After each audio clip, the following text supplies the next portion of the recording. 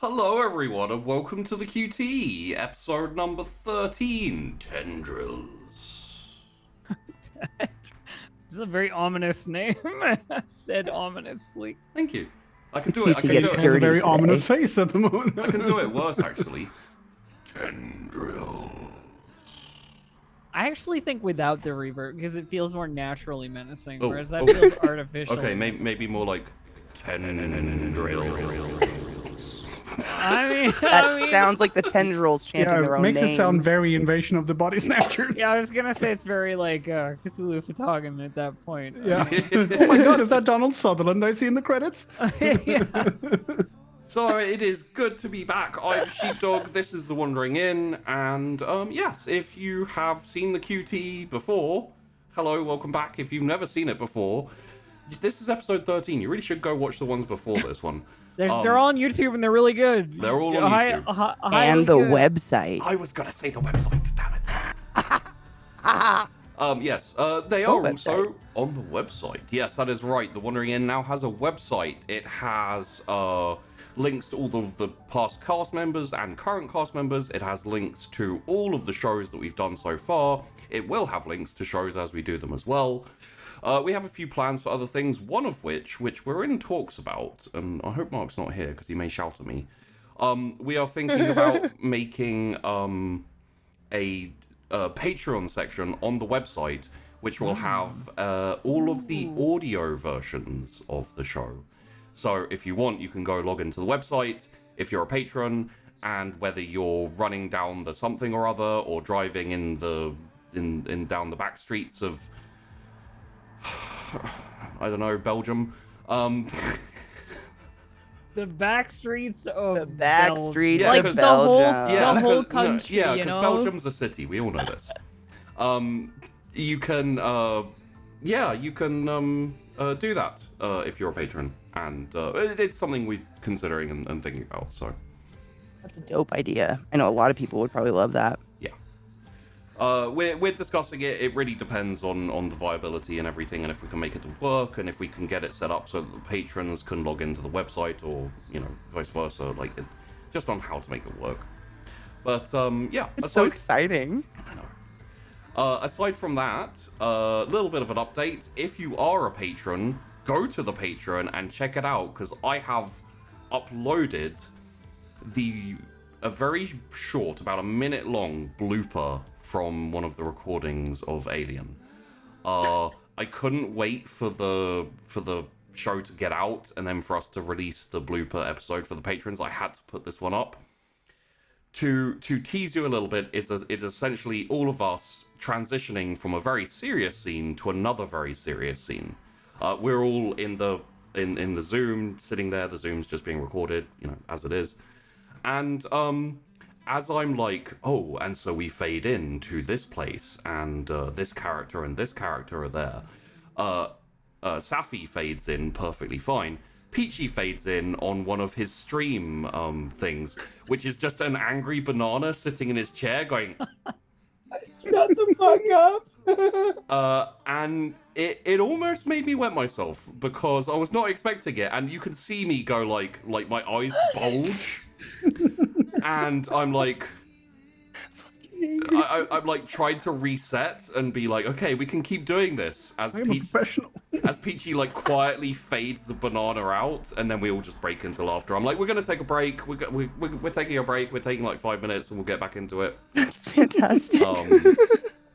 So if you want to see that, then that is now up on the Patreon. If you are a patron, if you're not a patron, consider going to take a look at it. The Patreon is how we fund the shows. All of the money from the Patreon goes into the cast pay, and any leftover money, of which there is none so far because I'm looking to expand. I want to do at least more than one show a week live. Will go to production, art, and overlays, and intro videos and outro videos and things like that. So the goal is to fund the Patreon enough that you have every day so filled with work that now you can enjoy some money. Yeah. No, the goal is to get to the point where I don't have to pay out of pocket to make the shows. After that, I'll think about, making some Relax. profit. Yeah. No, I won't relax. I'll just think. I know. I'll just think about making profit. Yeah. Relaxing? What's that? Oh. The one time today I've sat, I have no clue. Yeah. But having said that, yeah, give it a think, give it a consider. If you're thinking about subscribing to the Twitch, we're moving to YouTube at some point in the future, probably after the QT, most likely. Or before, I'll talk to this lot and be like, hey, do you want to move to YouTube? Like, fuck it, like, get out. You do what you think's good for the channel. We're along for the ride. Get in. We're doing heresy. We're just here. Yeah. But yes. If you're thinking about becoming a Twitch subscriber, just keep in mind, I think a Twitch subscription's standard for tier 1 is like $5. You can become a patron for like $3, and it actually helps the channel out more than the Twitch subscription. So, it's probably the reason why why I'm leaving Twitch, right? Like, they're not gonna like me very much when I keep saying this, but it is better to go to Patreon. Unless you got a Prime sub, that's free to you, so go for it. Well, I'd Some say sick emotes too. Just saying. I've got like 16 spaces for emotes, and I've got like 3 emotes. Quality over quantity, sheeps. I do have a golden poo with diamond encrusted in it. That is a great emote. It's one of my favorite emotes. Yeah. It is a shame because I do actually have one of the best prefixes in existence. Never even. I don't type emotes anymore. I'm such a fucking pleb. Oh my god, you do. Don't ever give that up. You keep that. I will sell that. There's someone who will buy that for money. That's legendary. The prefix for my Twitch channel is Daddies. How do you have that? Daddy Sheepdo. It was originally my Twitch name, and when I became an affiliate, so I got the prefix Daddies. That's amazing. Which means and I have talked to everyone I know at Twitch to please let me change my fucking prefix, and they're like, nope, we need to be partner. Well, I didn't need to change it. I just changed the name. Yeah, but I have fucking Lima Zoo. Lima Zoo's not bad. That's kind of dope. It's not awful. Bad? Yeah. For the hide? Are you kidding me? How does that not fit? I mean, it's kind of dark, but I mean, yeah, like it's no daddies, which means that we nobody's got daddies.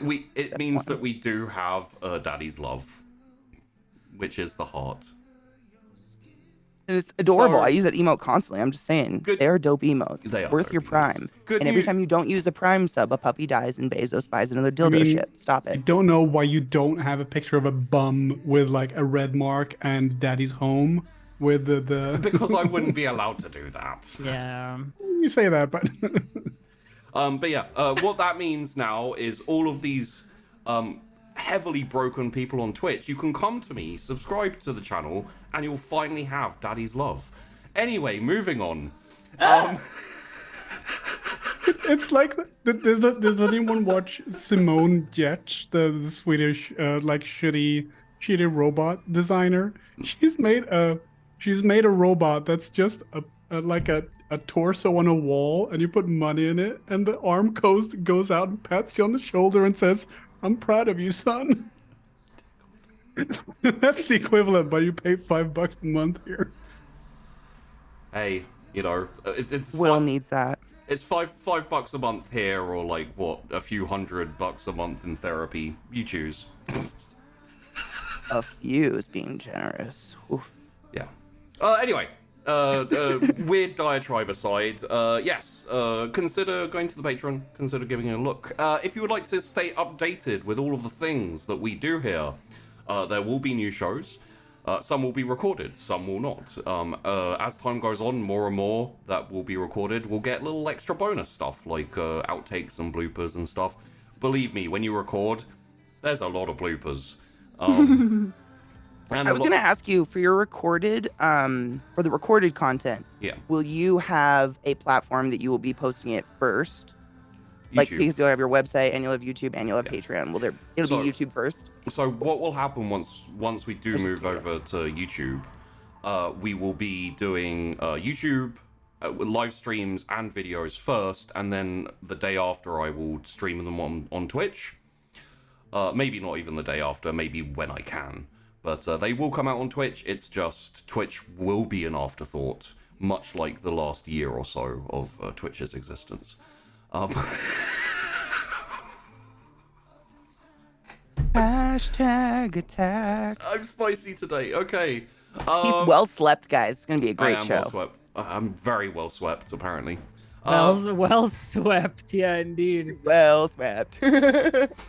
Additionally, there is the Twitter. If you would like to go and get notifications, follow the channel on Twitter. If you'd like notifications when we go live, I always tweet it out. Additionally, go to the Discord because I always put it in there. There's a tag, get told. You can get told when the show goes live if you want to catch it live. And yeah, past that, is there anything I've forgotten? Because I always do. Patreon website, Twitter, Discord. LZT's YouTube. cool shirt. I do have a cool shirt. I haven't asked. Is that Nope. Is that I think one we do the recap now. Is that one you got or No, I made it. you made it? Okay. Yeah, I made it I wasn't about sure. half an hour before we started the show. It's still warm when I put it on. It was still warm from the iron. That's fantastic. That's commitment. For those right of you there. who didn't see it, I made a shirt that's It's pig. Paranormal Investigation Group. What do you want, bud? I have a great idea of a bipedal pig with like a deer stalker and and a looking glass, looking at like I don't know, luminescent footprints or something, and it just says that'd be Paranormal precious. Investigation Group. But I can't design worth a shit, so I just wrote Paranormal Investigation Group. The closest I get. Go. And yes, with all of that said, last week Tori went out to the less clean, no, not clean, less Gentrified. Let's just say it poorer side of town. Tori went out to the poor side of town and is currently wandering around looking for trouble. Going to a local bar. Going to a local bar. Yeah, we'll see how that pans out. Will has joined Ashford. I almost said Ashton. Damn you, Katie.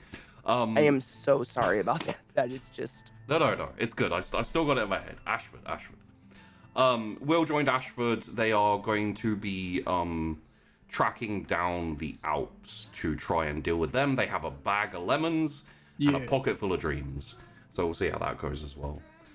Finally, we had a little bit of an encounter with a zombie.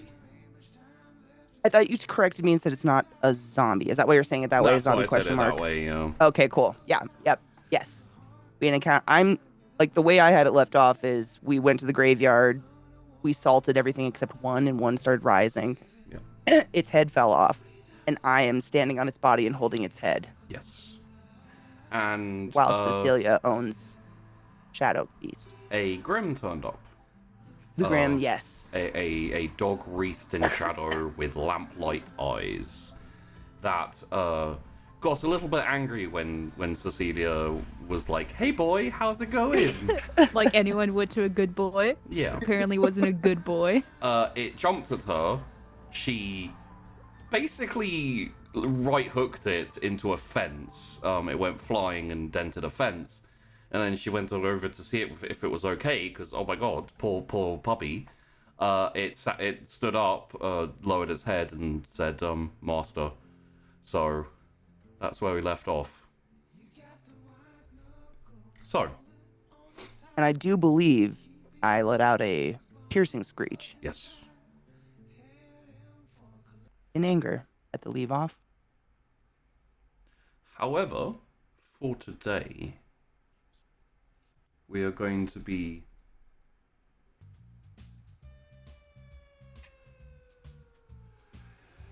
fading into the QT with Will and Mr. Ashford as they are just starting to walk into the forest that is behind the skate park. It is out the front of the school as well. For those of you who can see the map. Oh, no, that's fine. It is right in there. And I will show it to there as well.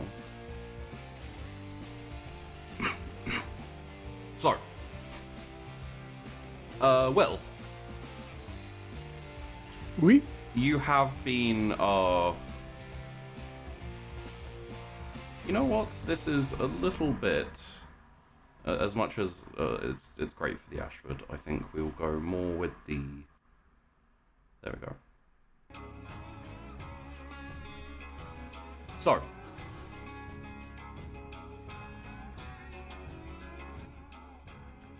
question. I assume you're following Ashford, yes? Yeah. Alright. And your eye is off at this current moment in time, not correct? manifested. Yes, okay. He doesn't want me to look at him, so I'm not going to do it. While he could possibly turn around and see me doing it. Yes. So, Your eye's still out though, right? Like you didn't No. put it away. Okay. it was like a quick kind of like, oh, it's over that way, and then gone. Oh, okay. They Ashford still doesn't want him to look at him, even though he doesn't have his eye out. There wasn't any mention of like, don't look at me ever. Oh, okay. Just clarifying.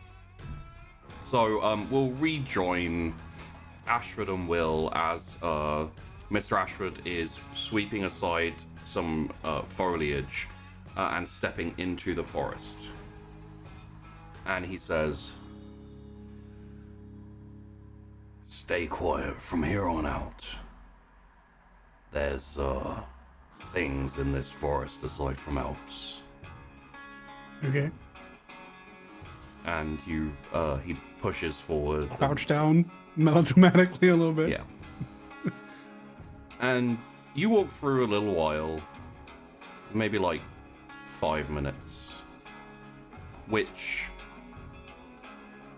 I think would be interesting to Will, because the forest, like the clump of woods here, isn't that deep. Okay. Is it like pitch black though? Or is it... It's pretty pitch black. Like you, Mr. Ashford has a torch, and you yourself, I believe, have a torch as well. Yes. But after about 5 minutes, he stops and like holds up his hand and like points in front of him, and you see like between two trees this kind of like very thin, barely visible like thread kind of attached between these trees, and he just kind of go around and walks around the tree and then keeps going forward. So they're like not snares, but like alarm. They're like spider threads. Oh, okay. Like a very large cobweb. Okay. As you keep walking forward, you see a few more trees here and there that are just kind of like more and more so. They have like threads going between them. It's like when you see a little spider web on a flower or something, except for between trees and things like that. You know, it's very big. Until you get to a very small clearing. Very, very small indeed. And it's like a little bare patch, no foliage or anything like that. And Ashford stops. Will stops as well, probably. Yeah, but he probably bumps into the back of him, like, oof. No. I'm not that out of it. Yeah. And he says, "Oh wait, no, I do probably bump into it. I do bump into it." And Ashford kind of looks around for a second and says, "I think this is the spot." I can't see anything. Pitch black.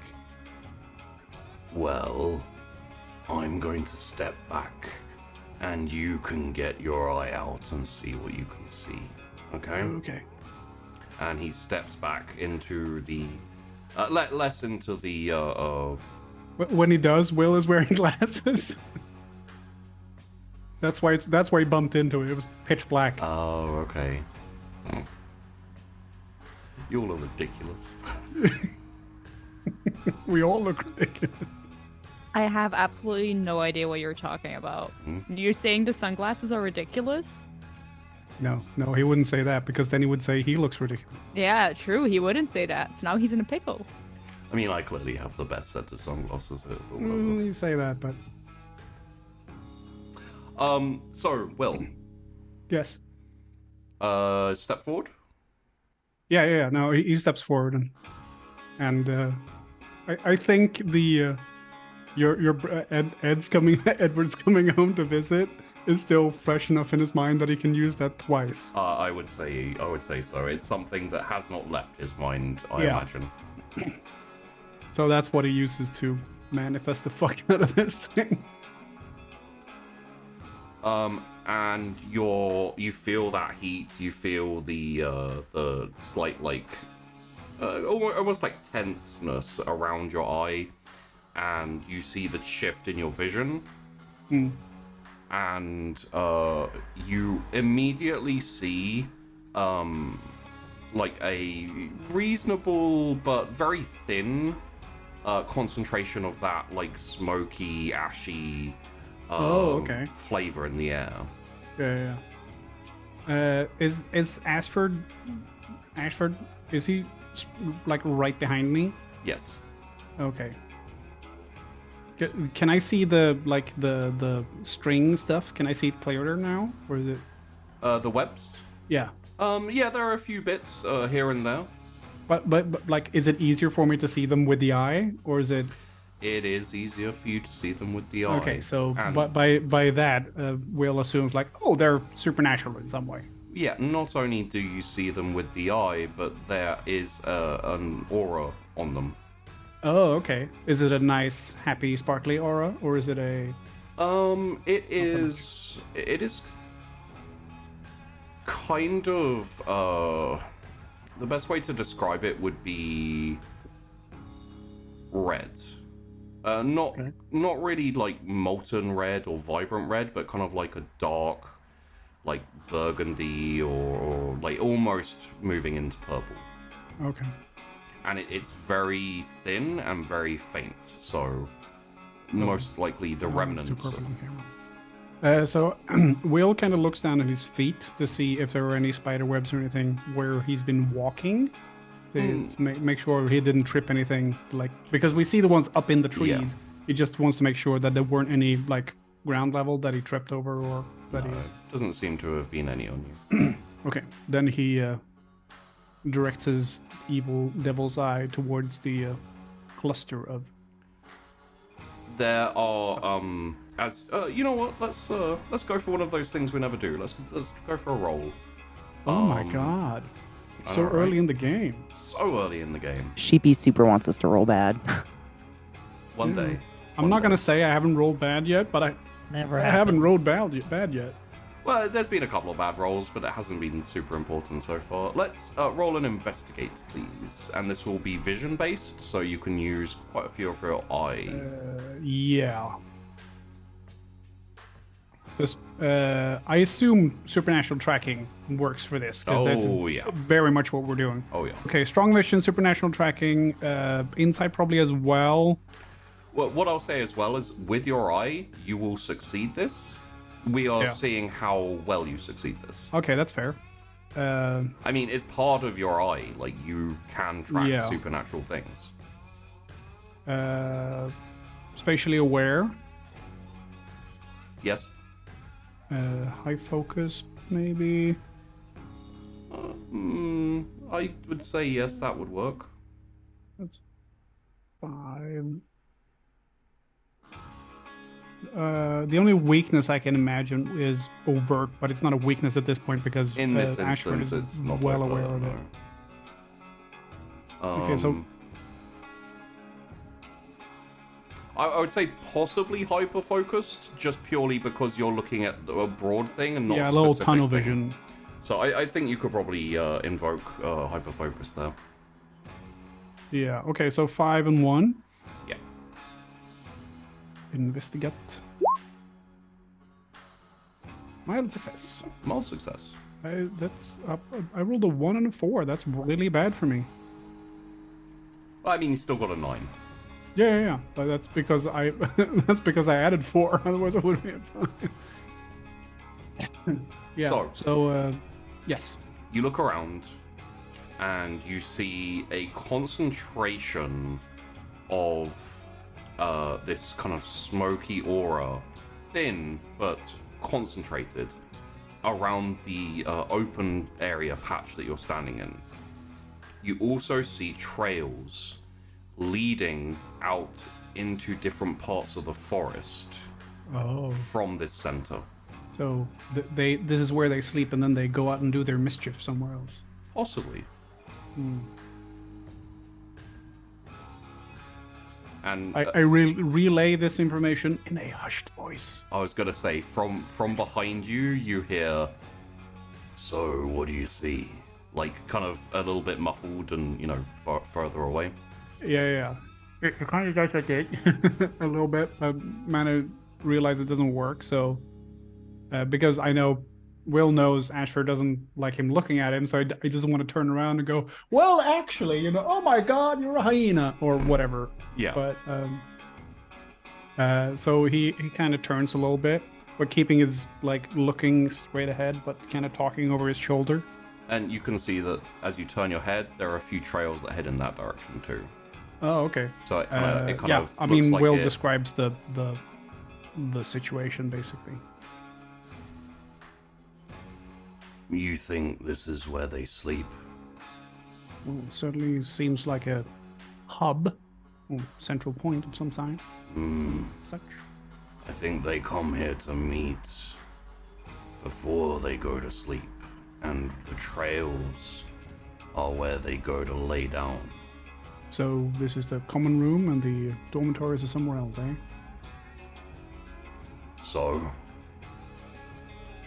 I have a job for you. And it will take a couple, maybe 30 minutes, hopefully. Okay. Longer than you've kept that eye up before, but needs must. I want you to go and follow all of these trails to where they end. Probably going to need some lemons. Don't worry about that. Once you find them, I'll deal with it. Oh, you're coming along. Whew. I'll be here. And then Will looks over to his left and starts sneaking off in the direction of the first one, trying not to, being very mindful of strands of the spider silk hanging off and making sure there aren't gigantic arachnids up in the trees or anything. And I will say you can definitely pick out all of the strands of thread. Yeah. And therefore you won't have a problem with moving through them. Yeah. For the next probably about 20 minutes, you basically follow until you find this almost like a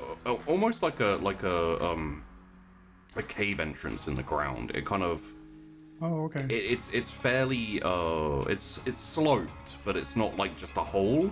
It is like a burrow that kind of goes diagonally down. That's a good question, actually. Do I see better in the dark than I would without the eye? With your eye, you see better in the dark. Oh, okay, cool. So I'm Sam Fisher on one side. Okay. I wouldn't say it's exactly like that. There's probably a couple of times you almost bump into a tree. Okay. But yeah, because trees don't have a supernatural aura that make them stand out, I suppose. They don't. It does mean that you can see the strands, and there's a lot of them. There's also quite a lot of the smoke, and you're following the smoke and seeing as seeing as the creatures don't wander into trees, you also don't wander into trees. Yeah. I would say you find about 9 burrows total. Okay. And do I see any of the Alps? Do they like sleep in a pile like a rat king, or what's going on? No, they you see no sign of them, but you are quite quiet, and I'm assuming you only find the entrance to the burrows. Oh yeah, I'm not fucking going in. Yeah, okay. Therefore you do not see Do it. them. Throw a rock in and see if anything comes out. Hello. Yeah, exactly. Hello. However, on the 10th one, and what, as far as you can tell from your tracking, is the last one. Okay. You are walking through the woods. It's been maybe 2 minutes. The trail's not too far. They seem to be in kind of like a circle around this opening they've burrowed in, and you see something that is dark. Kind of, it's got like a slight aura of red and like that dark burgundy red that you see. Does it have a lot of legs? It does, and it's on a tree that is much bigger than the others. And Yeah. for a little bit of extra information, it looks like a redwood Okay. Yeah, no, that's a big fucking spider. in size. And That's now, can I phone a friend? Because Katie knows a lot about spiders. And Katie's not in the QT, unfortunately. Oh. It's like one of those games where they go into the fourth wall and like go like, "Can I call a friend?" it's the joke that Izar does, that the people in the horror movies never listen to the music when they walk down and they start hearing a really spooky music. Don't go down that way. It appears the redwood is the tree, like the big giant trees. For a piece of information that you would know, no such tree can exist in this forest. Yeah, you would be able to see This is a boreal it. forest, right? So Yeah. mixed leaves and pine trees and stuff. So, And none of the trees in this forest from the outside are that tall. No. It would stand out. It would literally be like someone who's like 7 foot in a crowd of like 4 foot people. Yeah. Someone standing up when everyone else is lying down. But this creature, this thing, has about 10, maybe 12 legs. It is hanging from a very tall, thick branch, a good like 50, 60 foot in the air. Mm-hmm. And it appears to not be moving and may be asleep. I'm going to go back the way I came and not approach the giant, freaky number-legged spider. You haven't found the last... I don't give a shit. Okay. I don't care. I don't even get extra credit for this shit. I'm going back to find Ashford. And like, not even good for my school. The thing you asked about the arachnids, I get why. Because fucking that way. No, Will backtracks. Okay. And okay, let's find the teacher. As you get back, you don't see, but you hear from inside the outskirts of the clearing. Did you find the last one? I found the reason you asked about arachnophobia. It's most likely the reason that they chose to nest here. Not many supernatural By the way, Yes. it's in a redwood tree, like a sequoia, like Pacific Northwestern. Yeah. Why is that here? That shouldn't be here, right? You could say the same thing for many things in Quail Town. Yeah, well, okay. That's fair. But it's got too many legs. This spidery thing. Well, it's not actually a spider. No, I appreciate the oddity of the creature and would disqualify it from being an arachnid. But... Do you remember, William, when I was talking about ideas taking form? Yeah. This is like that. Oh, okay. Think of some of the dreams, nightmares, ideas you've had in your life. Oh. Collectively, these things are called into being. Your eye, for example, is not actually a devil's eye. Okay. Doesn't make it unreal. No, certainly not.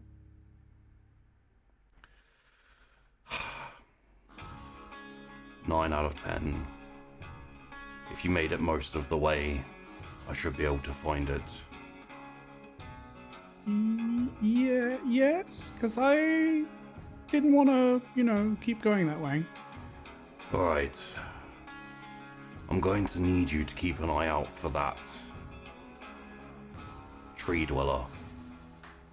So, what I'm going to say to you, you're going to have to follow extremely carefully. Mm-hmm. I just like to point out that 90% is a passing grade in a lot of subjects.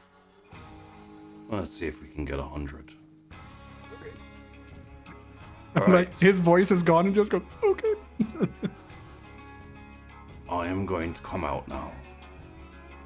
It would be in your best interest. He turns around before he finishes the sentence. It would be in your best interest to keep me in your periphery while you have your eye active. Oh, okay. You will see something, and I would advise you not to look directly at it. Okay. Now, Will interprets that as it's probably best for you if you don't look at it. Like, the direct observation of angelic beings may be bad for your eyesight or whatever. And you see in your periphery as Ashford walks out into the clearing, into the center of the clearing. You are off to the side. He throws you the bag of lemons and says, "Just be ready to stick them in their mouths." Okay. Will gets one out immediately, so he has one ready, like a fucking hand grenade. And I will say that I'll give you this. In not looking directly at Ashford, he is still in your periphery now. Yeah. You can vaguely see him as a blurry shape, and it looks bigger than it should be. Oh, okay, so he's like TARDIS stuff. You're not sure. You are not looking directly at it at this point in time. No, and I won't be. Will is working really hard not to fucking look at him, though.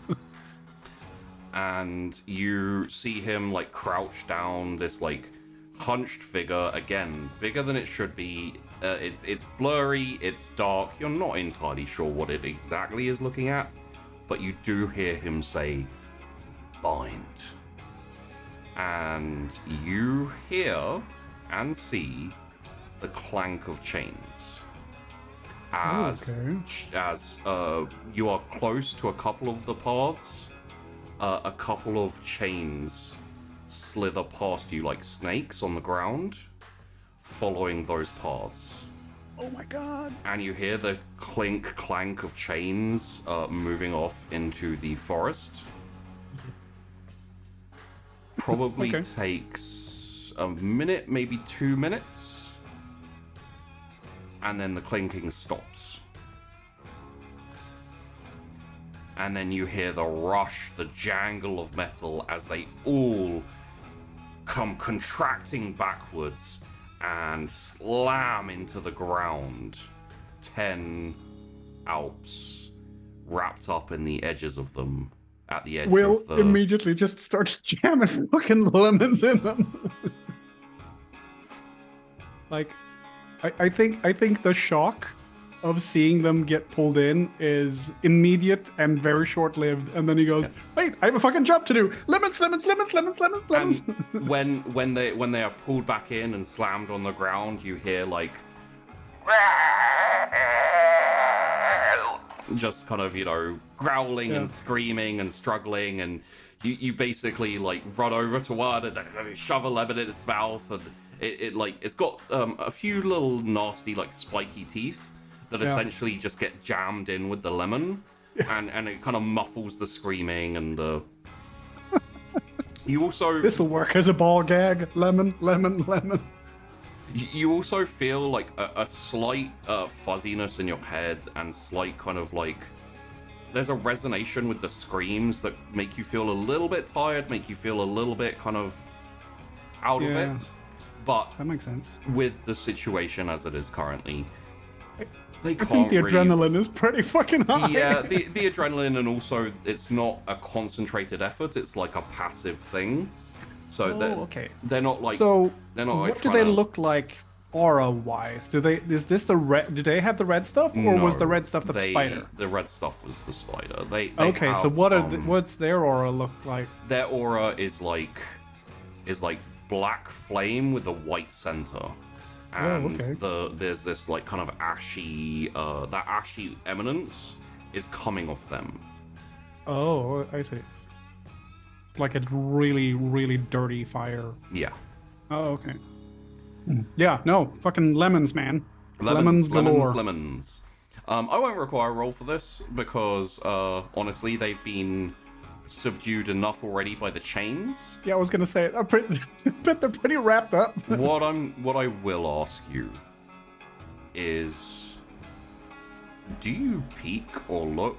Do you need to resist peeking or looking? Oh, if I need a roll, he resists. His eyes is on the job. Okay, well, I'll put it to you then. At any point, do you feel there is a need for a roll to resist looking at the chain? At Ashford? Yeah. There's definitely okay. It was like, you know, a reflexive. There's a thing in my periphery. I've got to have a look at it. Like, and yeah, it's something like you've seen the chains. You've been told not to look. Like, don't tell someone not to think of pink elephant. All they're going to think of is pink elephant. This is Inception, right? Okay. Please roll me face danger. Okay. And essentially, this will be mental. I would like to bring in high focus as a power. High focus absolutely would be a power. And high motivation is probably also high motivation. Don't fucking look at me. I would say studious as well. Yeah. Let's have a look. I think that's everything there. I would say it's interesting because in this one, you actually have a couple of tags in your powers that could be weaknesses. Yeah, but also the other way around. Hyperfocus is a weakness, but it would definitely be a... I was going to say hyperfocus would be a power here, but it is what it is. I would say possibly awkward, definitely stubborn, and maybe emotional, but I don't think so in this instance. Yeah, no, I don't think so. So I would say definitely stubborn. If you feel that awkward applies, you can apply it, but it's really down to you because, I'm not sure on that one. What is that? 3, 4, and 1 against? I believe it's 3 and 1 against, yeah. Yeah. Again, like if we were going to use powers as weaknesses as well, like strong vision, supernatural tracking, they'd be weaknesses in this instance. Yeah, exactly. So. Hey, there's a thing here. Like, don't look at it. Yeah. Face danger, right? Yes, please. Mild success. I would say that's enough to not look. Okay, cool. So you Yes, I got a 5. I got a 2 on 1 die, and I was really panicking for a second. And so you finish stuffing the chains into the last one. Trying to stay away from the teeth.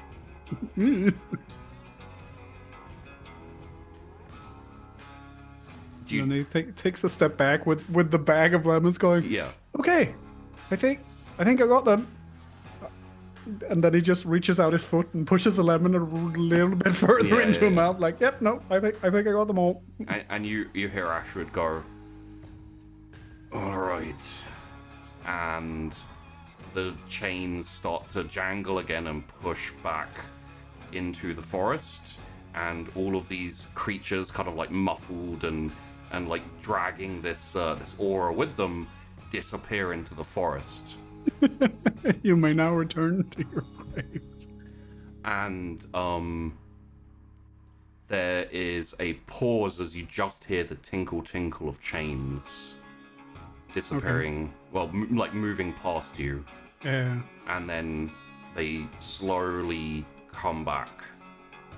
And then all retract into that center where Ashford is kind of possibly kneeling. Not 100% sure. There's a pause of like maybe 5 seconds, and then very quietly you hear him whisper, wait. And you almost fall off your feet as the ground beneath you sinks. Like it's a quick jerk, the ground just drops, and there's rustling from the trees. There is a couple of the smaller trees, like almost like lean over slightly, and there's a huge kind of like woof. Like I fall down into the. I would say like thing? think you're standing on the ground like that. The ground goes like that. Oh, Very okay. quickly. He if I can collect myself, he tries to get out of the. Or is it the whole like clearing goes down? The whole clearing and around the clearing into the forest. Oh, okay. Yep. Okay. He tries to bend his knees when he lands, I guess. Yeah, it's such a small change. It just the ground leaves. Yeah, but I don't want the so. thigh bones gone up into the torso. It's like if an elevator like jumped, right? Like an Um. old elevator when they kind of like do that bounce. Yeah, a little bit like that. Yeah. Okay. And then, there's like 5-10 seconds of silence. And then Ashford stands up. Again, periphery, you notice a little wobble. Okay. All right. What the hell was that? Just the ground soil compacting a little bit. You have to bury them afterwards, otherwise, eventually they'll chew through the lemon. Okay. Oh, okay. I'd love to say let's go and deal with the spider, but I don't think either of us are up to that tonight. Plus, don't think we're really ready for that right now. Will's just shaking his head because he knows how big the fucking thing was. Like, nope. If I were you, I'd stay away from this forest for a while. Okay. Now, how about we leave? That sounds excellent. And as Ashford, do you keep the eye out? I was about to say if Ashford if Ashford starts like walking off, Yeah. I will get rid of the eye so I can like follow without looking at him. He turns and starts walking off. Yeah. Now I'd like to get rid of the unmanifest the eye. You unmanifest the eye, and you start following behind Ashford through the trees. Again, he avoids the webs. Will unmanifest the eye with fucking 96% on the algebra. Woohoo! And it went over my head. Yeah. No, it's angry things make it come out. Good things maybe helps it go away. And you got 96% on an algebra test. And it was like, woohoo! And as you're walking through the forest, like kind of in lockstep behind Ashford a little bit, his voice like drifts over to you from, you know, he's walking straight. You can't see his face. You can't see in front of him. He says, "So, William, do you regret picking that book up yet?" Which one? The one you got your eye from. Oh, well, pros and cons, I suppose. This is not exactly what I had in mind, but also, hey, magic's a thing. Well, magic's not really a thing. Okay, well, there is at least another form of power that I didn't know existed, except for kinetic and, you know, etc., etc. There is that. Yeah, see, I didn't know that. But as a note for the future, even magic is not magic. Magic is something that can't be explained. Once you know how it works, it's no longer magic. Fair enough. So, for example, if you are able to cast a fireball, you know how to cast a fireball, that's not magic. It's just a spell. Okay, well, spells are new to me. Mostly they're incantations and curses, but I don't really have... Ashford can't see his face, but Will's like, for fuck's sake, you know what I mean? It doesn't say anything, it just goes, oh. I've never had much truck with either, when I can avoid it. But what is it that you do then, with the weight and the bindings and the chains and the... Would you like to see? This is while walking. Like, yeah. Yes, I would. Not on me. Well, I can't guarantee you'll be completely safe, but when are you ever, right? Fair, I suppose. So you walk in mostly silence for a little while. I like the idea of Will trying to get him to like bind a tree or wait on a branch or something to like to see what it looks like. But if he doesn't want to, then he doesn't want to. And but just as you're getting closer to the edge, you start to see the lights of Quail Town in the distance. You know, you can kind of see through the trees. You can see there's actually like grass. You know, yeah. normal... Are we down here? Is that where we are? I can't remember exactly where. Yes, you are. You would at this point you'd essentially be close to the road to the south, to the southeast. So we're close to the skate park. Getting close to the skate park. Yeah. Oh, cool. Well, I know that area at least. Yeah. I just hope that fucking Joel's not here because no one picked him up or whatever. No, he went home. I like the idea of him being at the skate park all alone because no one's seen his tricks yet, so he's just gonna keep doing them until someone sees it. And Ashford stops. I'm assuming you don't walk into them this time. Yeah, no. I'm spatially aware. Remember, it's one of my strengths. He turns very slightly to the side, so you can just kind of see the side of his face, but he's still kind of facing forward. Yeah. He says, "All right, take a look."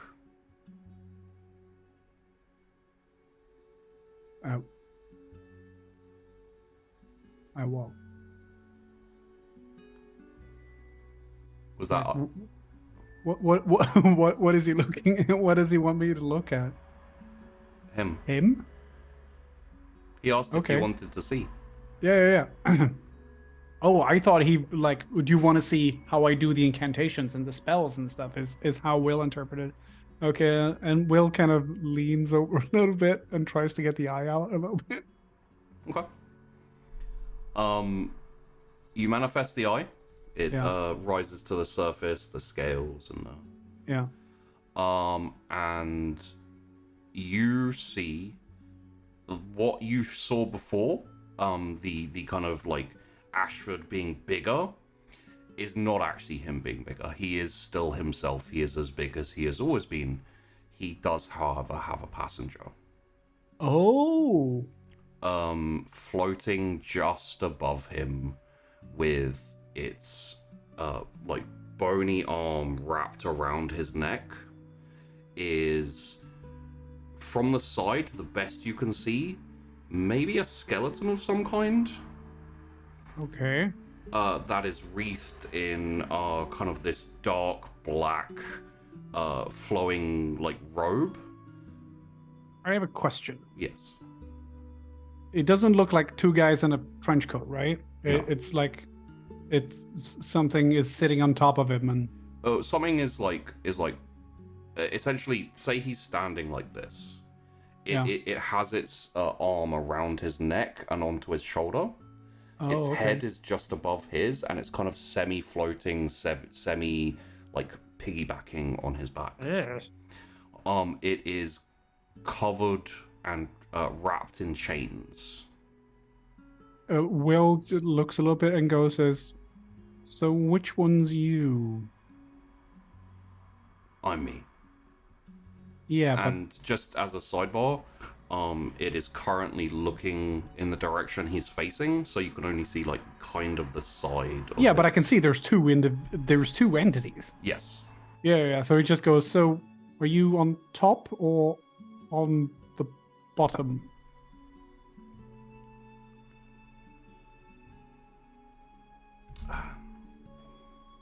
I am me, the one walking. Okay, so what's that? It doesn't look healthy. So you know how you have the devil's eye, Mm-hmm. and how George has the glutton. Mm-hmm. This is mine. So you have the Reaper? This is the burden. Okay. And you may want to get rid of that eye before it notices you. And Will just goes, "Badass," and then try to get rid of the eye really quick. Because as scary as it is, Will is still pretty impressed with that thing, and it just goes. Will is "Badass." such a huge nerd that he's like, Yeah, exactly. Oh my God, exactly. it's so cool. Yeah. So he says "badass" in a really high-pitched, squeaky voice, and then he tries to get rid of the eye very quickly. And after a couple of seconds, after you've got rid of the eye, Ashford's head turns to you, and he looks at you through the sunglasses, and says, "Good night, Will." Good night, Mr. Ashford. And then Will's like, "Oh, we're at the skate park. I know my way home from here." And he turns and walks out of the forest. Is it one of those awkward times when we go in the say goodbye and go in the same direction? He walks pretty quickly, so unless okay. you're trying to keep up with him... Yeah, no. I very briefly look behind me to make sure there isn't a giant 12-legged fucking arachnid, and then skedaddle home. Okay. And yeah, Ashford walks off one direction, you walk off the other. Sweet. Can you spell skedaddles for me? Skidaddles. Yeah. I would have said SKE, but that's just a matter of Skedaddle. I think SKE, yeah, skedaddle. Well, it's like- SKEDA. It's like Skittles. DLE. Skedaddle. Yeah. I wrote ski daddy. I don't know what's happening now. Daddy, yes. Ski Daddy feels like it would be a very strange note to go back to after you'd forgotten everything. You'd be like, what? Or like a... I'd assume it had something to do with Tori. No one else could afford to ski. Yeah, there'd be like a really specific romance in like Aspen or something. Ski daddy's away. So, there you go. And as we fade out on William and Ashford going their separate ways. Yeah, I think Ashford is walking away and Will is like... Time to get home! Yeah. And is taking off the glasses at this point. Well, Ashford's not here to see how cool he looks, so he's taking off the glasses and put them in his pocket. It's so precious that he brought glasses to look like him, though. We will join Tori. Yes. I expected the zombie fight to continue. All right, Tori. Then. It will. Yeah. We had a lot of that at the end of last episode. I thought we'd see how Tori is doing first. I mean, Tori's being a delinquent, kind of. Yeah. Lied to her parents about where she was, lied to her friends about where she was going. Yeah, I think that's where we're at. She's decided to spend some time late in the evening testing out her abilities, especially after all of this commentary about danger and not being protected anymore and whatever. She's like, okay, well, I guess it's on me, So I think she looks to find like a bar or some there's a bar right next to sort the church of you place. guys saw. Yeah, exactly. That's what I'm saying. Like, remember there being like drunk patrons around there, so she probably parks up near the church and then like goes to find the source of the ruckus. Yeah, and parking up by the church. Do you go to the bar, or do you kind of like scope it out for a bit?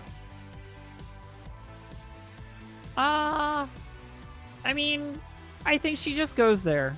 I think this is a matter of like, we're just gonna test like blind confidence on this one. Yeah. I'm trying to decide how much Tori is standing out right now. As are you walking into the bar? Yes. Because there's That's no the like plan. There's no like outside. It is more of a dive bar. No terrace area. No outside people drinking beer. No. Okay. There is an inside, and it is a little bit dark. There's pool. Yeah, sounds good. Snooker. Is there pool in the US? Pool is correct. Okay, there's pool. And all that type. Do you have darts in the US too? Yeah. Okay. Yeah, pool, darts, all that kind of thing. No, there are no darts here at all. You see, the thing is in the UK, darts is older men with beer bellies, with very thick accents. It's a very British thing for British people. You can. I've seen it done. Okay. It's not as typical, I would say, but I've seen it done. Okay. Cool. So, yes, just a few bits and pieces. We've got kind of like a pool hall / bar vibe going on here. Yeah, a little definitely. bit of like drunk gaming, so to speak. Yeah, and seeing as it is reasonably late, there's probably, when you walk in at the very least, there's very little notice taken to you, just purely because the people who are in there are regulars, they're doing their own thing, and they've had a fair bit to drink. The only person who takes any notice at all is the barman behind the thing, who's currently cleaning out a few glasses at the sink. Looks over, you notice him look over. It's a slightly older gentleman, rather large beard, and a cap, one of those kind of trucker cap looking things. Kind of clocks you for a second, looks at you a little bit weird, and for now just goes back down to the glass, but a bit slower and a bit less, focused, I guess. Yeah, I think Tori posts up at the bar. Yeah. and like looks around for any, like any opportunity to like do what she's planning to do, which is like test her ability more directly. Yeah. In an environment where this sounds terrible, where she doesn't feel like the consequences are really that bad. You know what I mean? Yeah. Like, it's the whole like, I don't know these people, and therefore if something untoward happens, it's not as terrible as if I tested it on my friends or family. Yeah. I mean, it's not great. Let's not lie. No, it's not ideal. But she's also not. No one said Tori was a saint.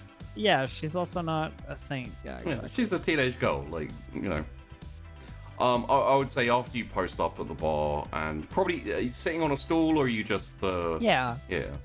After a little bit of trying to hope, you can guess that he's like polishing this glass that's already clean. Like, please go away. I don't want to deal with this. Anyone who's been a bar staff member has had that moment where they're like, I don't want to, deal with possible underage kids trying to get booze. And then he's like, walks over to you and says, are you sure you're in the right place? First night? Yeah, I think so. All right. Can I get a drink? Can I get some ID? We get to do her first Jedi mind trick. She you immediately don't is like, see my ID. yeah. She's like, you think I'm old enough? At this point, we know the trappings of Tori's powers.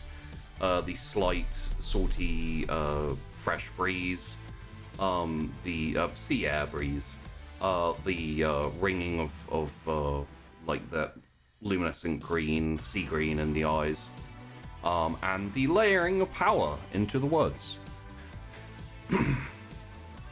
And this is particular because it's not just like, you don't need to see my ID. It's that you will believe going forward. Yeah. That X, right? And there's a very momentary pause where he just doesn't move for like a second, 2 seconds maybe, and then he says, "So, what do you want?" Tori's like, oh shit. I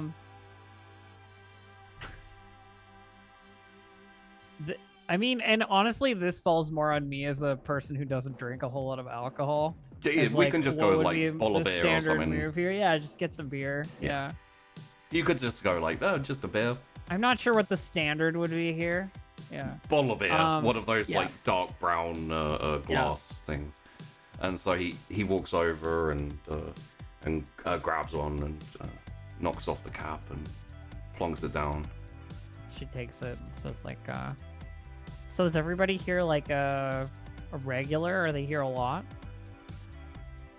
Yeah, we don't generally get new people down this side of town. Is that why you were giving me such a weird look earlier? Yeah, I guess so. I think so. Usually it's not that weird for someone, I don't know.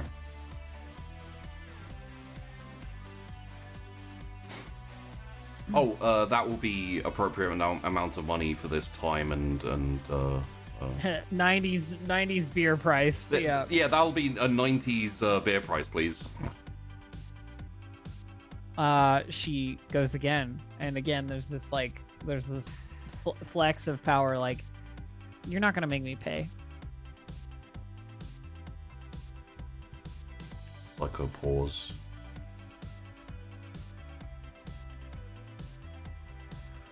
So yeah, I don't know, really. Maybe just have one of those faces. I thought I recognized you. So, and Tori's like not really sure what to do in this situation, being like that she's put herself like in like a weird place for her. You know what I mean?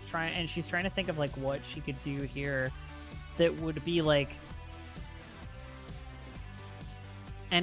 like like an exercise, you know what I mean? Versus just like, I know I can do this and this happens every time I do this. Yeah. Sort of thing. And I think she turns around, or she looks to the barman again briefly and says like, so these people are going to be here for like hours, right? Most of them. If they get rowdy, if they get a bit too much, I might throw them out, or well, like, so when do you guys close? A few more hours yet. All right. Well, Hey, are you new in town? no, I'm just like usually on the other side of town, you know. I don't come down here that much. But That's the way of it. I'm gonna make your night a whole lot easier. Okay. Here, watch. And she turns to the patrons at large, basically, like looking out into the bar.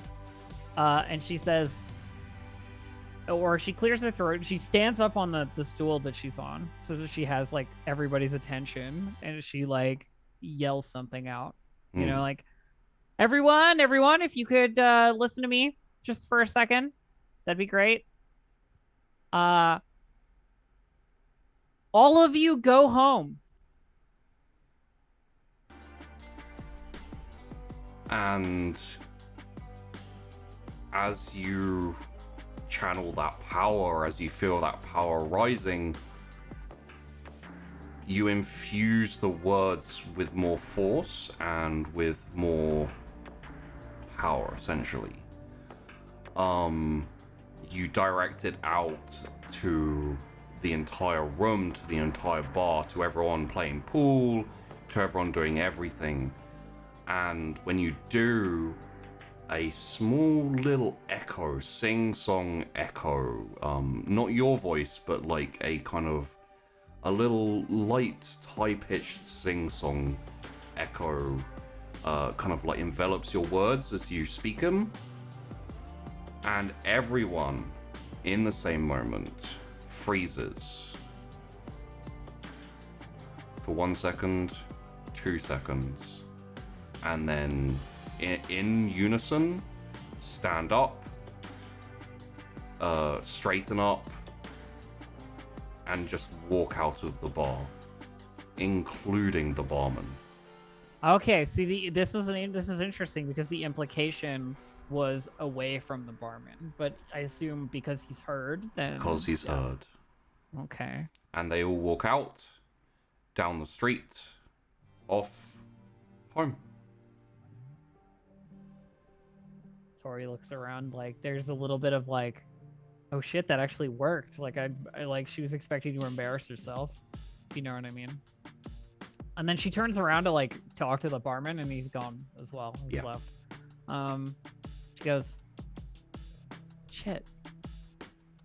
And then goes around the bar and sees if there's any money hanging around, because she owes a whole bunch of money to our good buddy. There's a till.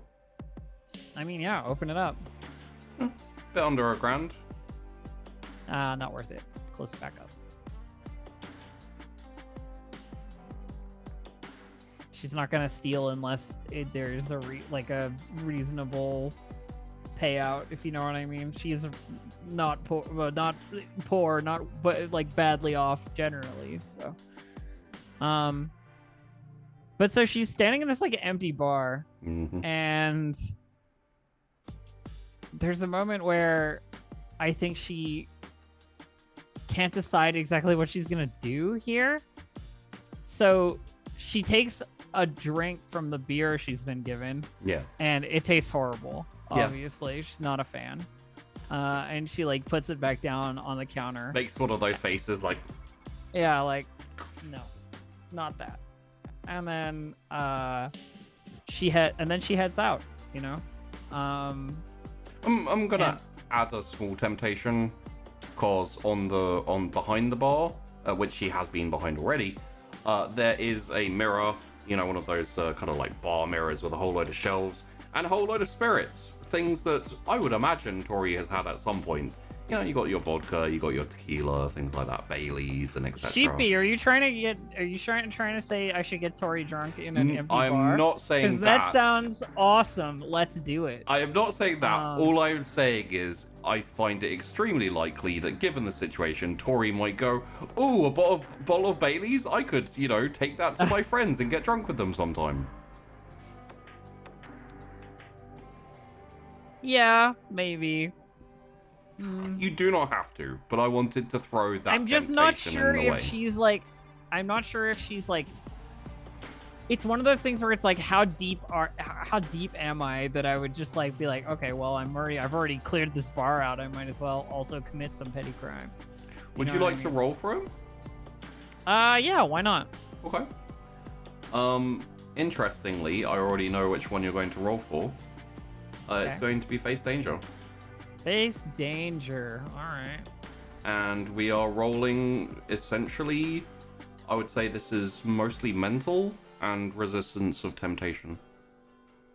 Let's see. Do I have any tags for such things? I don't think I do. Not for like mental endurance, you know. No, I would say not. I would say that some of hers are even maybe like weaknesses for this particular impulse control. Yeah. If you want, take. We have said she's impulsive. Actually, I'm coming back from like episodes and episodes ago. I'm just not. You know what? I'm just not gonna roll. I'm gonna take the alcohol. Okay. I'm gonna grab a couple of bottles and then just like walk out onto the street. I like rolling as much as anyone else, but if we have a character induced if it brings me to a conclusion just talking about it, then that's I'll always go in favor of a character choice than just, you know, straight up roll. Also, I'm 100% sure taking it is the bad option, so I'm opting into the bad option. Like teenagers everywhere, brilliant. Yeah. Yes. You grab. What are you grabbing? Again. You're asking me to name liquor, and I'm not. My suggestion. Yeah, get a bottle of vodka. I mean, I don't know. Like my suggestion would either be Malibu or Bailey's, like that. I was gonna say the teen stuff. Yeah. Both good options. Raspberry right. Absolute. Yeah. The unalcohol flavored alcohol. Yeah, the best kind. To help you a little bit here, I would say Malibu is coconut rum. It's not as classy, I would say, as Bailey's. So if Tori is like, I want to show off to my friends and bring something a bit cooler, it would probably be Bailey's. Correct me if I'm wrong here. But Malibu, sure, why not? Malibu, coconut. It doesn't make a grand. Or Kahlua, I would say. Yeah, or Kahlua. Yeah. Kahlua was a big one. Yeah. Oh fuck. I mean, you say it makes no difference, but you don't know that it may make a difference. Okay, well we'll go with the Baileys. Okay, Baileys it is. Head out. You can run you some concrete mixers in the future. Yeah. If anyone knows what that is. Okay. And leaving the bar? I think so. There's nobody in here, so like I can't continue to do what I plan to do. I didn't really expect that to work, you know. Like Tori was kind of like, "Wow, a whole bar," and they all did what I said. Was there? So you described a certain like feeling there. Was it different than like usual, or? It was more powerful. Is there anything to reflect on? Yeah, okay. Yeah. It was also like the time spent for everyone was the same time as with the bartender, but it felt more forceful as well. Like you were giving almost like an absolute, whereas with the bartender it was like, oh, you don't remember this, or you're not, you know, you're fine with this. And it's very easy for him to kind of like, it's very easy for him. It's essentially like filling a memory or like filling a space. In this, you're almost, the best way I can describe it is you're basically like paving over someone to get them to do something, as opposed to like just filling in a gap. You're actually just got like, which I imagine as Tori's. Are you walking home? Like, what's the what's the play here? I mean, she's got to head back to her car, I think. But like, she expected to be out for longer, so she might just like linger. You know what I mean? Like, look for somewhere else to go or like people to interact with in general. If you're lingering here for a little bit, I will say that someone does after a little bit. It is. Yeah. You do get hailed by someone who says, "Hey, you," and kind of like as you turn, you see a police officer walking towards you. Damn it! Open alcohol container. Well, or no, I'm not open. I'm assuming that you've got it stashed in your purse, or you know. Yeah, it's not visible. But yeah, she looks over and says like, "Yeah." Aren't you the Whitlock girl? Yeah. So. What are you doing over this side of town so late? I mean, just meeting some friends. And he looks at you like, uh-huh. And he says, so you and your friends are just coming out to this side of town to... I have friends over this side of town. She says, like, how dare you make this assumption of me, which is completely true and accurate. Oh, okay. Who are you going to see? I'm sorry, is there, like, something you need, or... No, I'm just doing my job. You know, looking out for things that are a bit out of place and maybe could be a problem. Well, you know what? Just forget you saw me. And there's like 1 second, 2 seconds, and he looks around and then walks off past you, almost bumping into you. Tori taking it way too easy with this shit now. Just like, okay, I can solve this problem in 1 second. I'll just deal with it.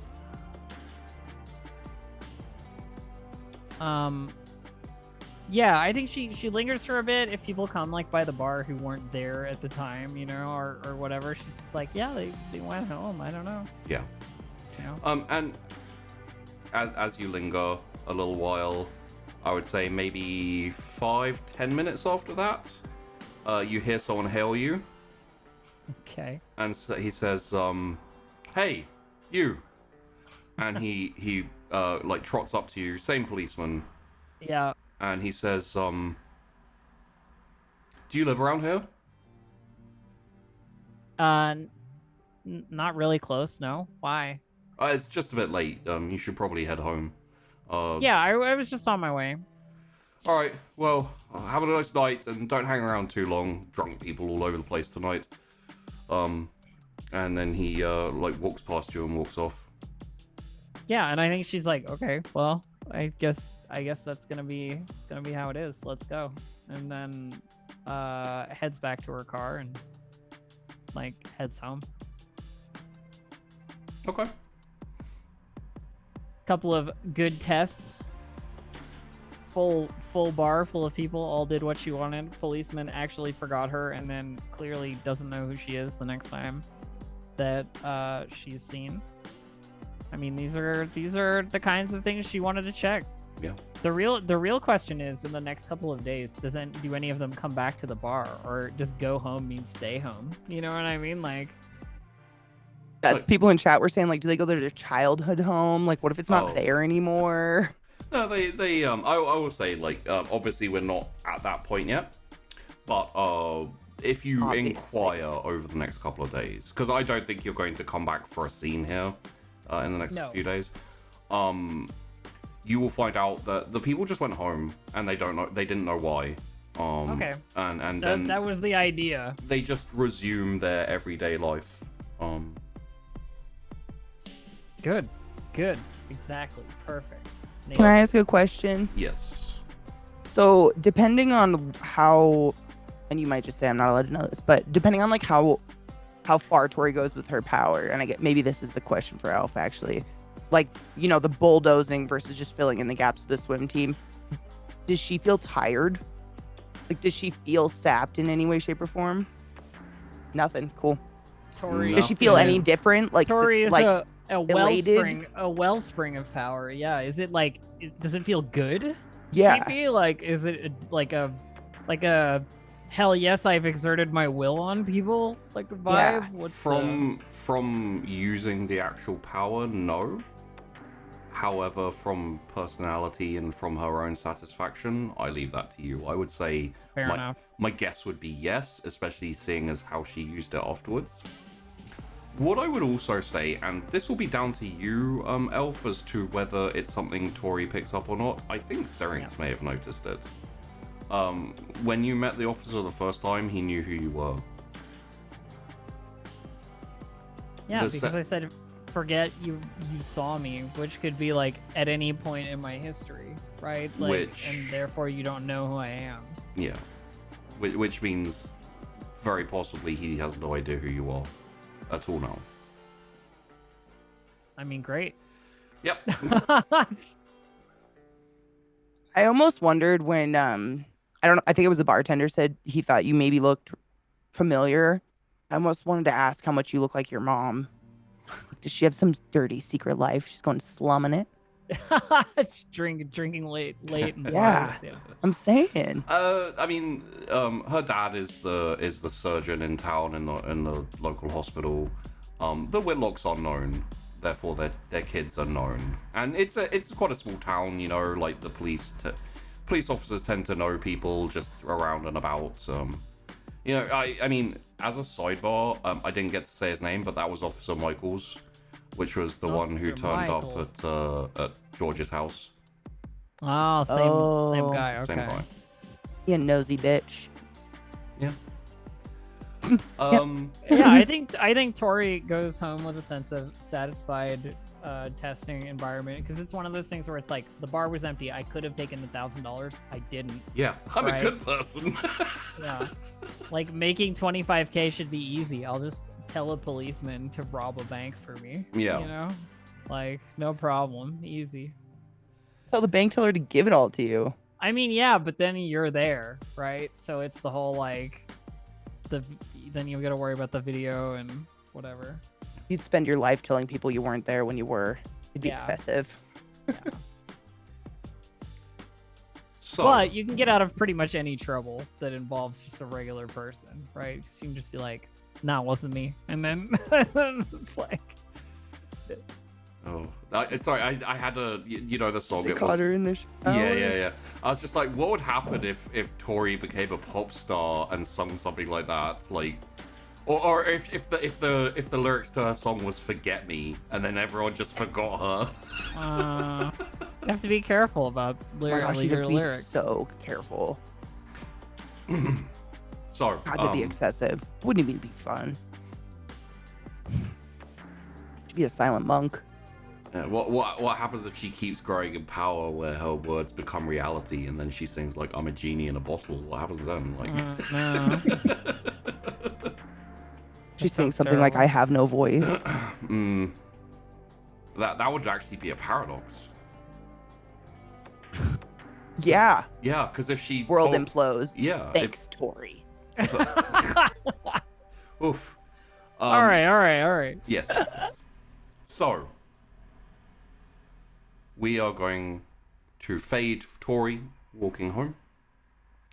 And walking to her car, which walking she has, to her car, and where she home. jumps in and then drives home, probably with the top down and like, you know, yeah, killing it. Oh, play my favorite game by the Cardigans playing, definitely. Oh, bless. Right. Or it's like Moby Porcelain. Just instrumental. So, we fade in, well, we rejoin at the graveyard. Cecilia and George. You have... Present. George is kneeling on the zombie. I think I'm standing on it. Yeah. I'm like surfing the body and holding the head, wasn't I? I think you're holding the head and you're standing on it or kneeling However, on I it, need to standing hold on it it. down. Yeah. I think you were kneeling because you were kind Yeah. of like kind of grabbing its arms as well, so it wasn't flailing quite so much. Yeah. And the head is going, doing the teeth clicky thing at you, but What makes it start saying Rodney? Does it only say that if Cecilia addresses it? no, it's just kind of it's been vaguely going like rah, rah, you know, rah, rah. Oh, okay, and then sometimes it's moaning, sometimes it's clicking, sometimes it's just saying row row row, sometimes it goes to even as far as Rodney. I Your swear boat. the first time you said that, like the row, row, row, I was thinking like row, Row your row, row a boat. boat. I was like, it's gonna start singing. But we don't know if it's a zombie yet, correct? Like that, we haven't like had a confirmation. Like, all we know probably is that we think it's a zombie, and for some reason the salt isn't working. I would assume. Yep. Nope. I agree with that. We're just like, this is strange. And there has been a moment where the Grim walked forward towards you. Cecilia tried to make friends. It jumped at her. She reacted and punched it. It went flying through the air, hit the metal fence of the graveyard, dented it, and then stood up, bowed its head to her, and said, I believe... Oh, which was it? Give me a... No. That's the bigger. Master. Yeah. So Cecilia also immediately ran like towards the fence as she like saw what happened and approached it, and despite it doing the whole like bowing thing and then master thing, assuming it doesn't get aggressive or anything, she immediately goes to it, and like in her eyes this is like a wounded animal at this point, because like it isn't healthy when an animal is tossed that far and hits the fence, making a dent. So she immediately goes there, crouches down, and wants to start like checking if there's any like blood or injuries on it, if it doesn't get aggressive. No. You run over to it and you kneel down. You can see that it is like just a dark shadow, basically. And as you kneel down and you basically like check it to see if it's injured, you essentially put your hand through shadow. It's almost like it's smoke, so your hand just goes straight through it, and the shape of the dog itself stays firm. The shadow that your hand moves through like gives way and kind of like twirls around for a second, then reforms into the shape. It doesn't move.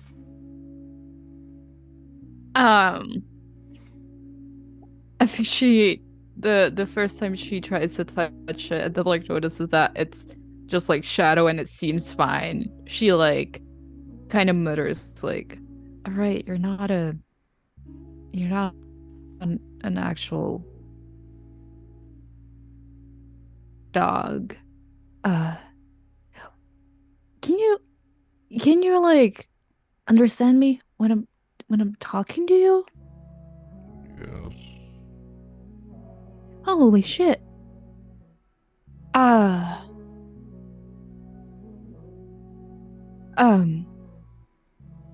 Do you have like a name or something? No. All right. I'm sorry I hit you that hard. But you seem to be like fine and all of it. You're not hurt or anything. No. All right, and she raises herself again from the ground, brushes her knees, and she's like, all right, yeah, sorry about that. And then she turns around to actually look at George, because she forgot that she left George with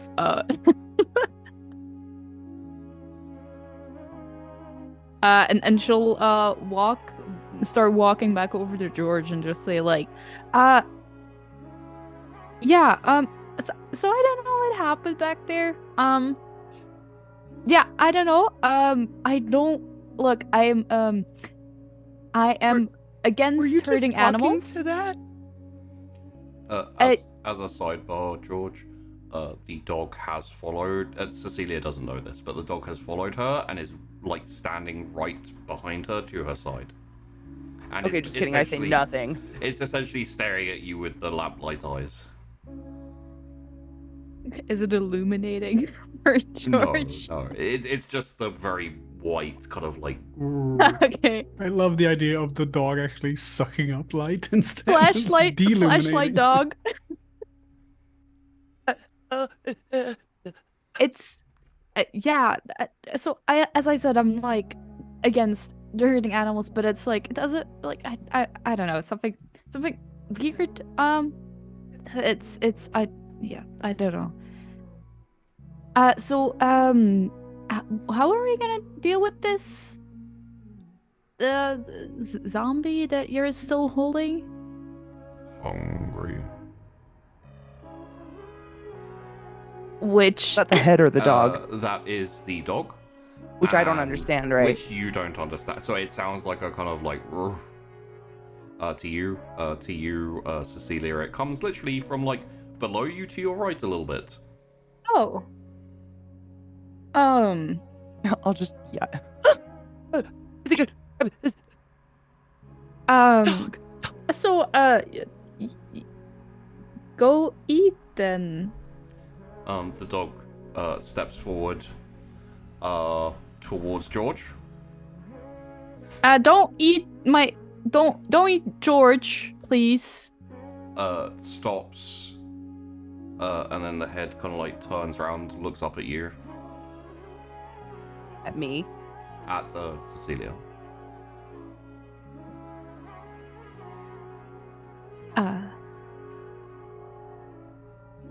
Hungry.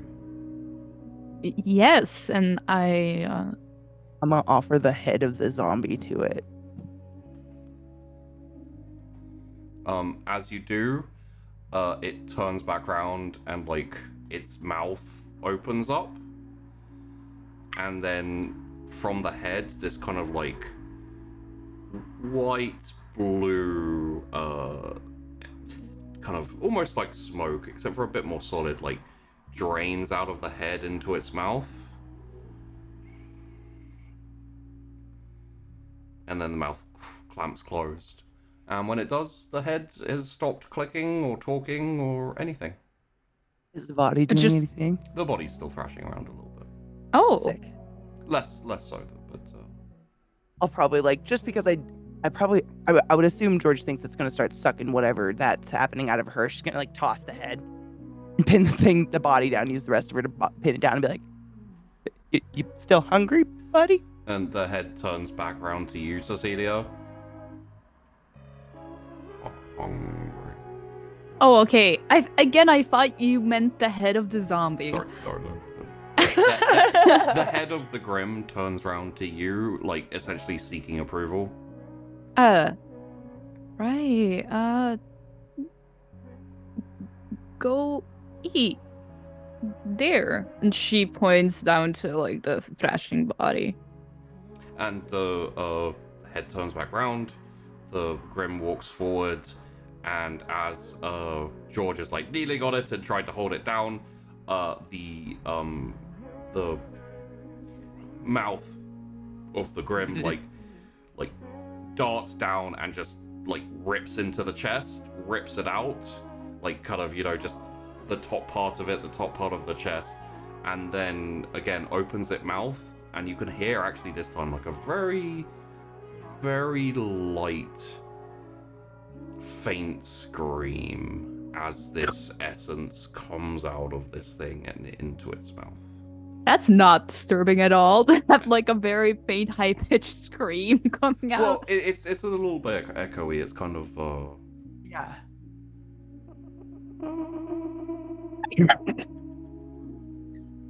I'll probably like push myself off of it and scramble as far away from that thing as I can on like a crab walk thing.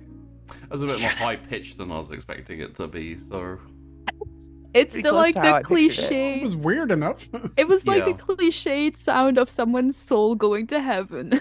Like, oh. Death for the dead.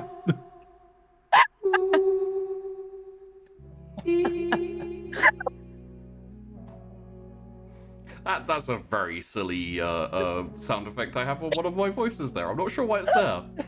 Oh no, I know why it's there. Why not? Why not? Speaking of silly, Sheepy, this is now the official. Beautiful. Why would you do that? Why not? Why not? Exactly. Why not? His name is Porky, and he's our mascot. And at that point, the jaws slam shut, and the body stops moving. And I scramble the hell away from it. And I'm like, probably on my back, like half crab walk, like, is it dead? Again? I just remain standing there and I'm just looking at this like, oh, so this just happened. And, for the Grim like turns back around to your basically to your heel, like walks around in a circle for a hot second, and then like lies down next to you, kind of in the like curly nose to ass dog position that we all know. And I'll be right back 1 sec. Keep going. Sheepy needs to piss. And I'm assuming I can see it do all these things. I just can't understand it. Yeah, like basically to you, it doesn't look like a normal dog. It still looks like the shadowy, like flashlight-eyed thing, but it just barks every time it talks. Sick. And I'm like on eye point level. I'm like on eye level with it right now because I'm on the ground. I'd probably like scramble up a tree and stand because that's just not a good. It just scares the shit out of me. And kind of look between you and the dog a lot. Are you talking to that? It talks? Like fully. Like I asked if it could understand me and it said yes. And like right now it just said that it's like it was hungry. Girl, all I hear is some gnarly gurgling going on inside that little shadow creature. That is wild. Did you hear like you also heard the like sound like a soul was being ripped out of a body? That little scream. I heard a little scream. Yep. That was. I'm gonna like like stand like so my back is to it, but you can still. So what is it? I am very afraid that as much as I seem to know about the zombies going on, I have no clue.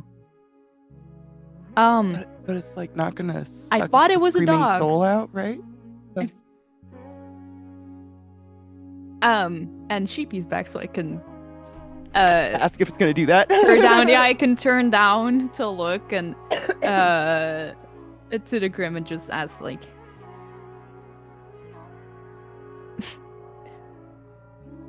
did you just eat a soul?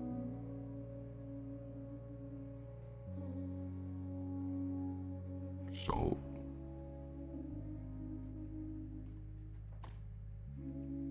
sorry, there we go. Apologies, my soundboard stopped working for a second. Don't worry about it. You're totally cool. You're totally cool. We're learning about the demon thing. We have questions. The Grim like looks up at The you. Grim, sorry. Thank you. And like cocks its head to the side. Soul. If you were hungry, would you also eat from her? And she points at George. No. Oh, it said no. It said no. All right.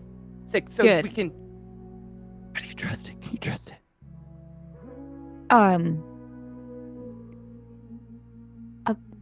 Because I'm pretty sure I tried to kill you like 5 minutes ago. Will you try to kill one of us again?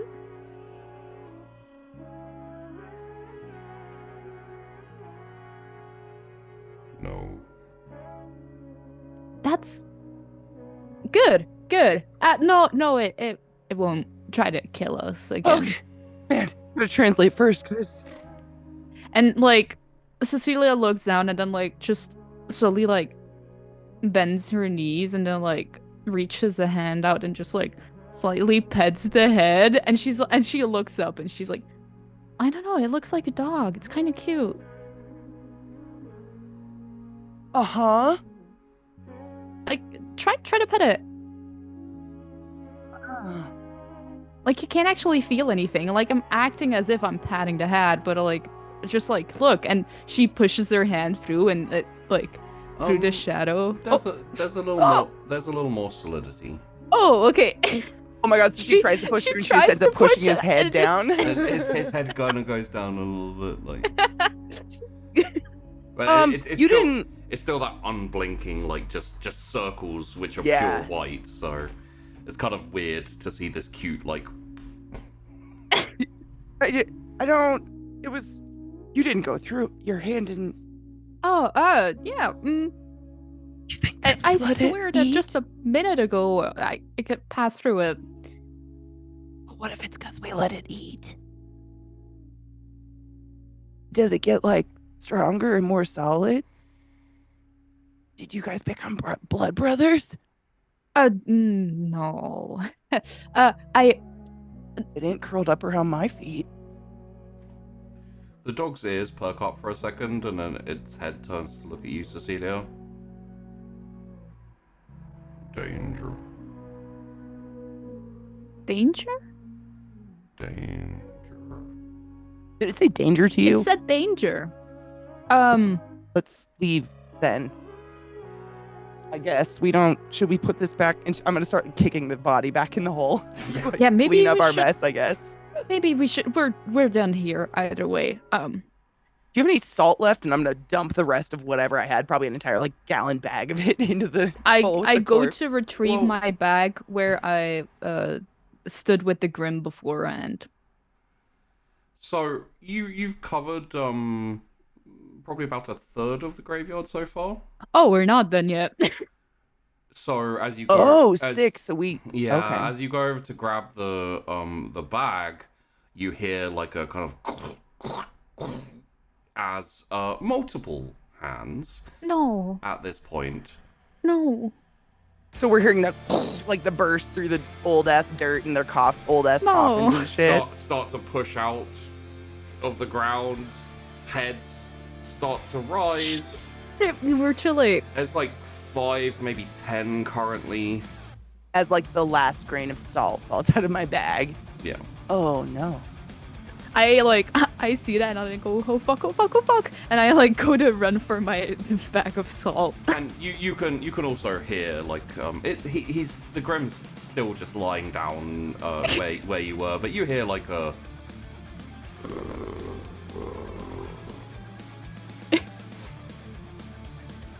I'm gonna start. I mean, are we like in the middle of it, or are we on the edge of it? So you've kind of been going from the front to towards the back. So you're currently like a third of the way through the graveyard. So you're almost in the middle of the graveyard, and they're all coming up from the back of it. So as I run to get my bag of salt, I yell to George, "I still have some salt. Let's hope it does something." I'm gonna stand as close to the dog. Yes. Without stepping on the dog, but with my back to it, kind of like looking around at how we're surrounded, kind of like, got my back, bud. Yeah, there's some zombies who are like just getting out, and like the last bits of their legs are like crawling out of their graves, and they're kind of standing upright, and then they start moving very slowly, like.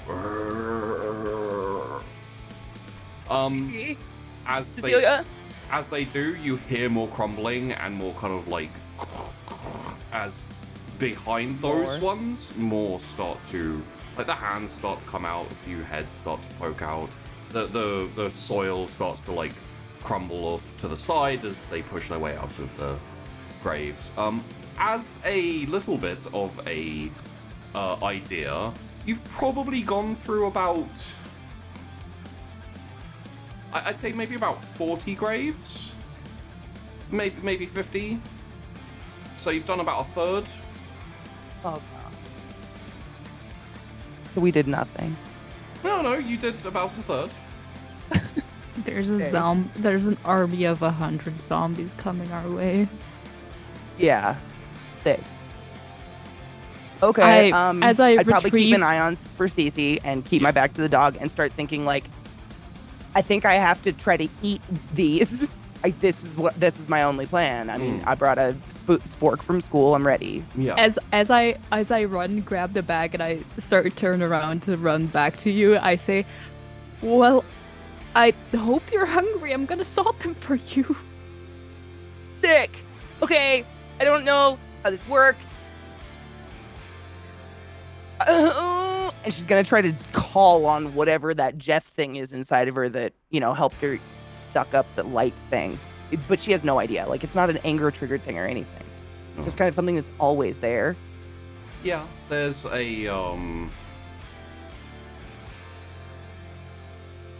there is an emptiness there, a void, which you can always feel. And when you consume anything, you can always feel the option of essentially almost like there's a little stopper there which clicks to the left or right, and it sends things down different ways.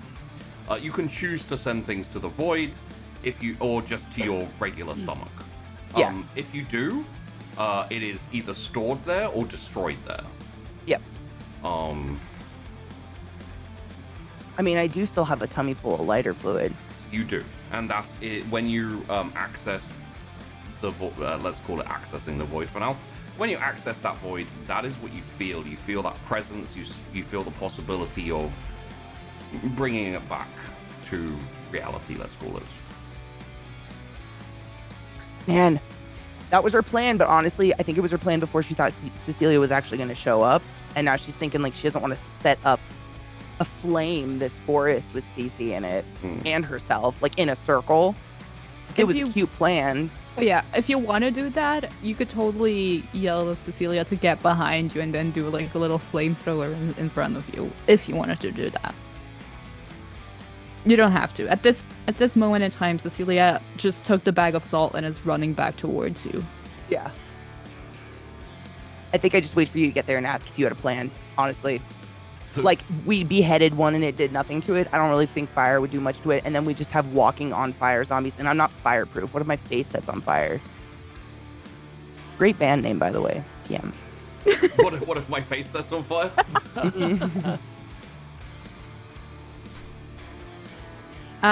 Yeah. Like, she's scared to do that now, basically. But yeah, so my thought process is, so usually what happens is with that separation inside of myself, when I eat something, I kind of never before have I really tapped into it mentally or even thought about it before consuming something. You know what I mean? Like usually it's like eat something and then that feeling hits and it's my body saying like is this going to be poop or not? Like what's going on with this? How are we processing this? Yeah, exactly. Like where's this going? Is this special? And so in a panic, she's going to be like, start thinking heavily about it far before she just has the lighter fluid, but she's not calling out at all. She's more thinking about that empty space and how big that space metaphorically could get and how much it could fill, and if she can actually somehow consume what's going on in this graveyard. Because if anything, it'd be a permanent solution. Ish. In that case...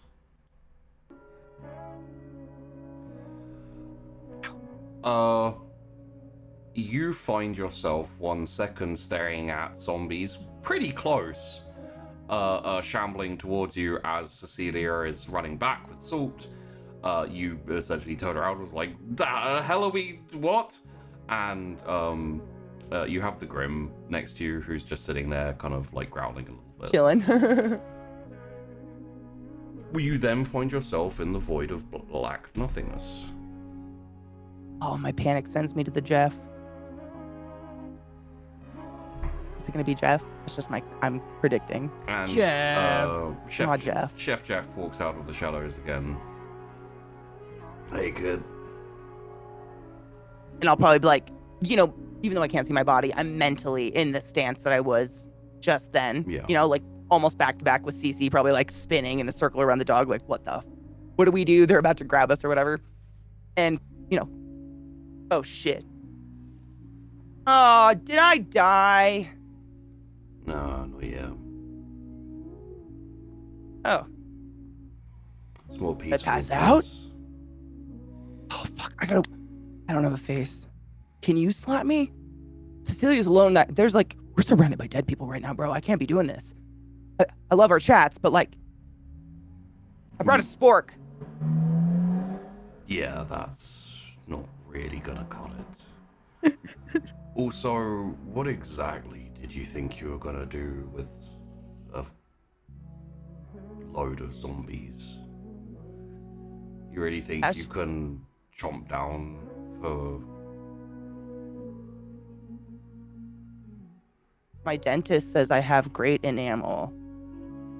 Jeff, there weren't instructions with this. I don't know. I know the feeling. Do you? Are you gonna wise man me about it? Because that'd be sick.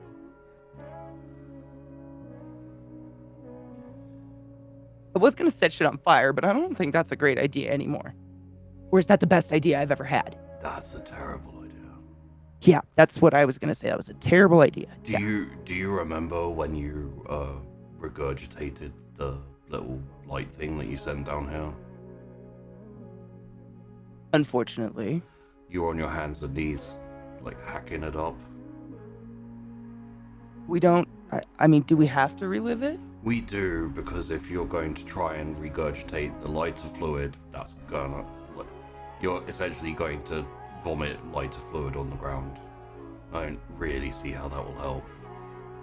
So, this mystical holding tank that you inhabit maybe is just gonna make me vomit up cat hair balls for the rest of my life? Because that's hot. Not really. But the lighter fluid, not gonna... No exorcist puke for... Why would you expect that? I mean, have you ever had the flu? No. It'd be wild, man. Have graffiti. Have you ever felt ill since you, No. I mean, I don't really get sick often, but, no. You tried drinking, getting high? No. Good luck with that. I'm going to pretend that part of the conversation didn't happen because I just can't handle that level of depression right now. Can you help me eat a field of whatever those are? Yeah. All I have to do is step aside if you want me to. Forever? No. Just for a little Oh, bit. God. I was going to say, I don't know. I still don't know what... I mean, what if I eat someone out? I need you, Jeff. I don't know. This is... Please. Yeah, that'd be... Wait, one more question. What do I send them here? Do you, want... That seems bad. I don't... You know how you have, This is a little metaphysical. They don't actually come here. You notice how I'm not knee-deep in lighter fluid? Yeah. Yeah, I don't see anything but you. So, yeah, I'm going to assume there's no lighter fluid. Yep. Dang. Nothing makes sense, does it, Jeff? Oh, it does. Eventually. If you live that long, right? Yeah, pretty much.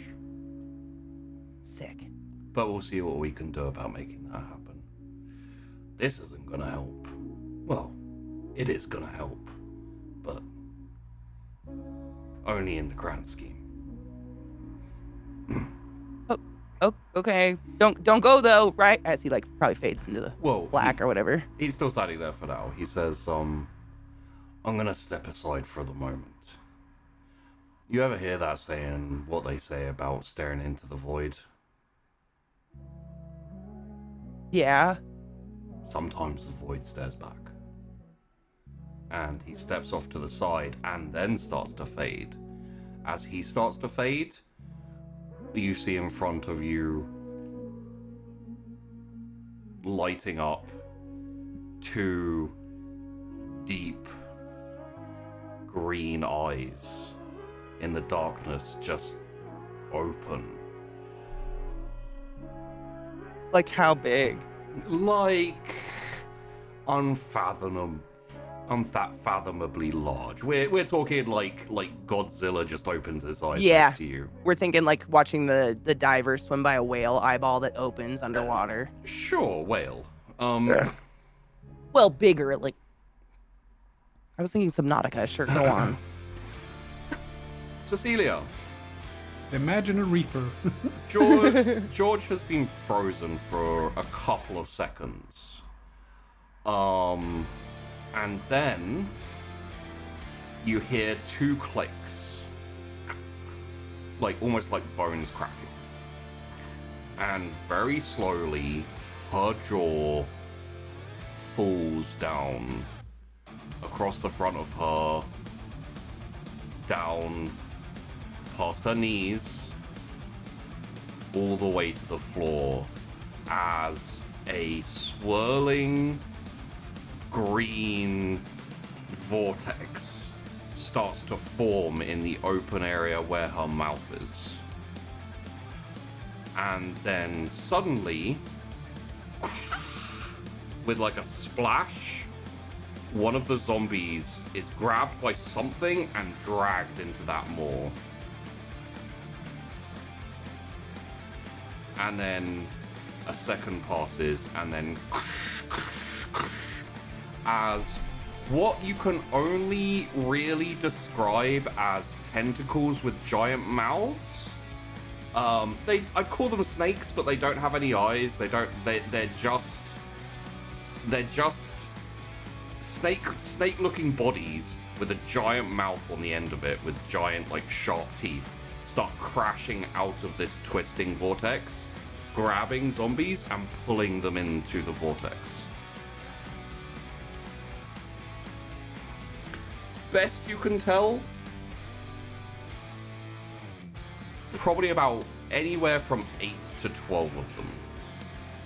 It's hard to tell exactly because they kind of crashing out, and as it keeps going, as a sidebar, like, George, you're not there. Like your eyes are rolled into the back of your head. And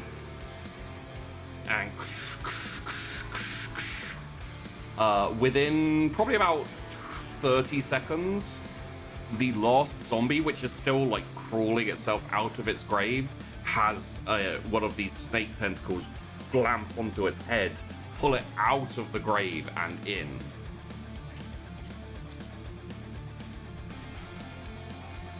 And there's a silence for a second, 2 seconds, and then the vortex starts to slow. The splashing, sploshing starts to ease off a little bit, and the jaw starts to go back to normal, starts to go back to regular. The Grim like turns to look at you. Danger. Wait, at me or her? At Cecilia. Okay. Cecilia has backed away quite a bit. It is probably like behind a tombstone. Kind of like just like yeah, sort of just looking at everything that's happening to George, and she'll go like,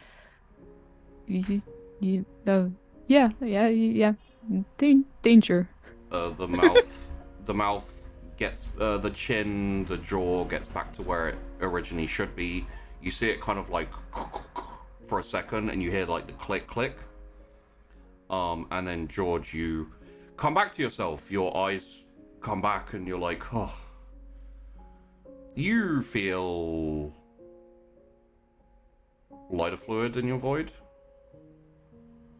and you see nothing in front of you. There are no zombies.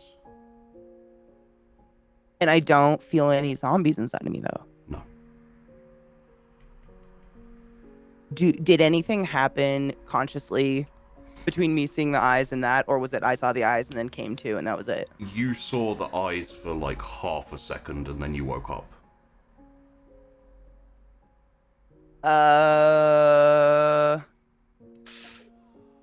Shit. Where'd they go? Are we okay? Yeah. Just What happened? Are you okay? Should I black out? Shit, did you do something cool? Did you do something cool? Can you keep your mouth shut? Actually? My breath that bad? My God. Yes? I just don't feel safe with your mouth open. Please don't drag me in like you did to all of the 100 zombies. I really like still being here. I don't want a green tentacle to wrap around me and drag me into hell. I have much more to live for. Whoa! Say. Okay. You can say that. Yeah. No, I'm sorry. No. Hand check. What did you say? What happened? Can we just rewind to the beginning of the ramble, because I don't have any idea what you're talking about. The beginning where you tentacles in a hell? Your jaw unhinged, fell to the floor, literally, again, and green mist started coming out with dozens of tentacles with mouths dragging all of the zombies inside. Of my mouth? All of them. Of my mouth. Yes, your very mouth.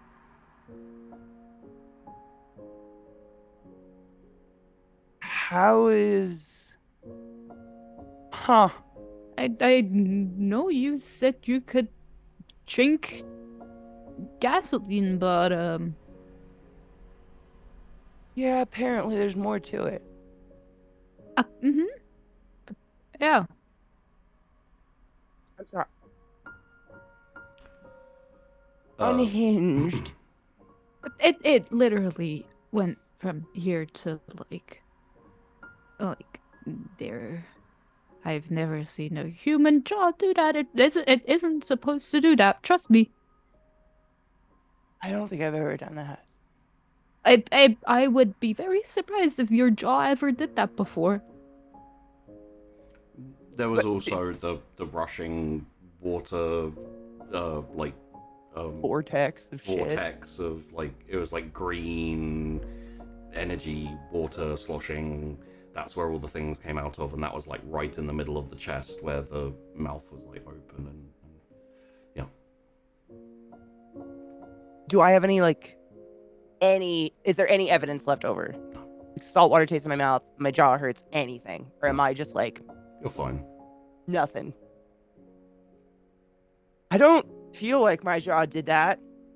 And she's gonna take a minute and like double check her inner tum-tum, her little Mary Poppins bag, for anything other than the gasoline, and literally look at Cecilia as serious possible, like, there's nothing inside me except the gas. I know that sounds crazy, but like, it's not fart gas, it's the lighter fluid. There's nothing, like, where did it go? Yeah. Where would that go? you're meaning to tell me that you just devoured 100 of zombies and I guess. they just disappeared? That, or I'm gonna have the weirdest bathroom break ever later. I wasn't given details. You said there were tentacles with mouths in my mouth?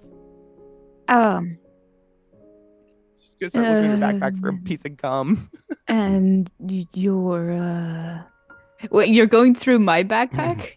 Yeah, looking for gum anywhere. The idea of it alone. Yeah, she just...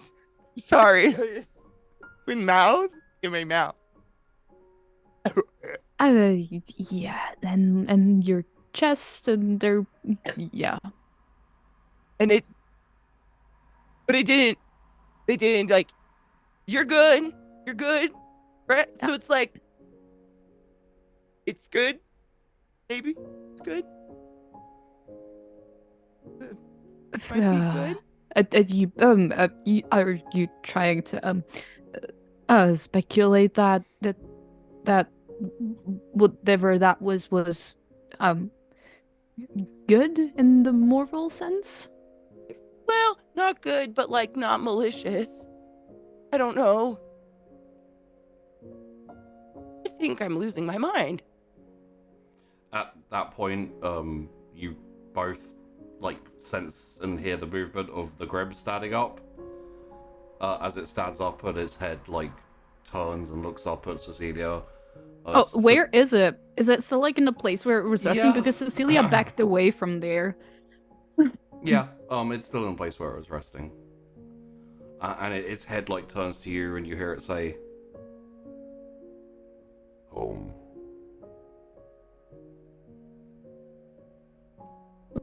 What was that? Is it pissed? Home. I'm not gonna eat you, bud. You can go home.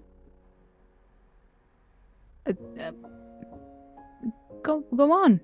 And it like just walks over to your side and sits down, and then like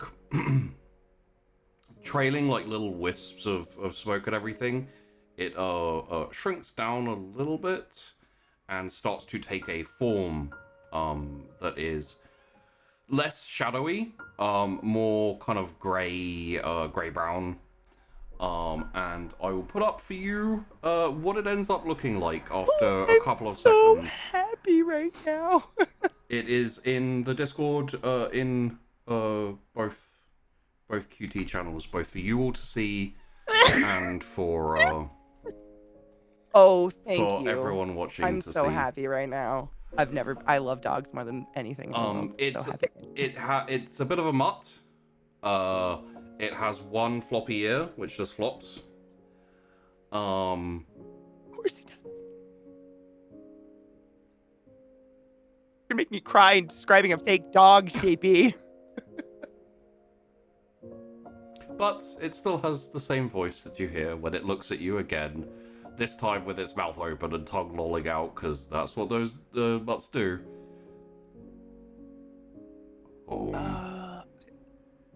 I think. Yeah, buddy. You can go home. I think home might be your home now. Feels like a hookah situation. Need some milk. Do you have like a home? Yes. Oh, but it said that it had a home though. Oh, maybe you go with it. You get a new home. Do you want me? Can you go to your home or?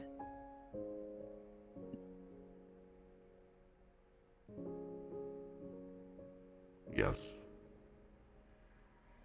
Oh, you can go to your home. Why don't you?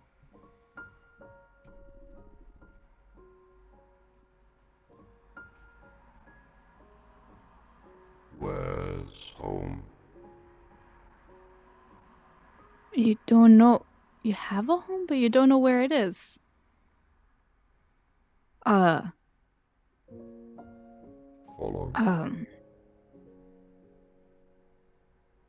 What was the last thing? Follow. You want me to follow? No. Will follow. Home. I wouldn't follow it. You might follow it literally to hell. I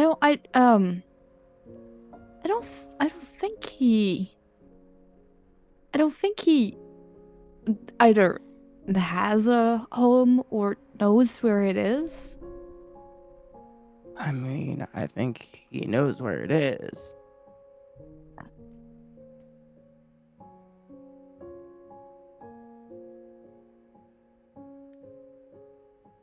Seems awfully attached, CC.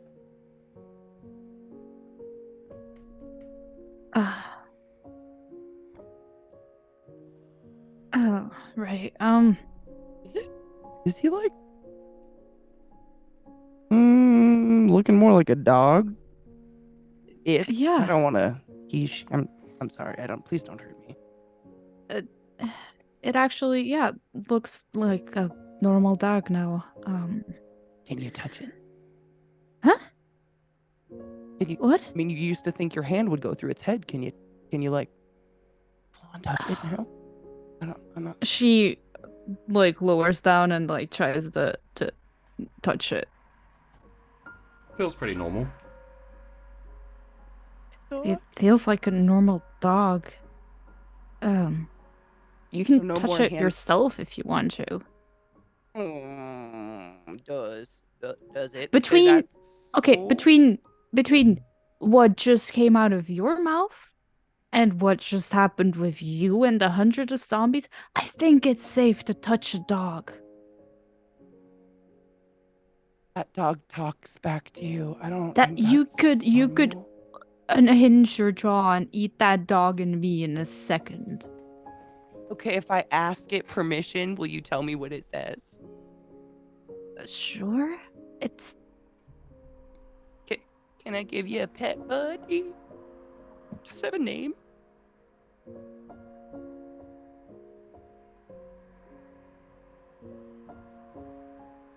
is there like any response from the dog?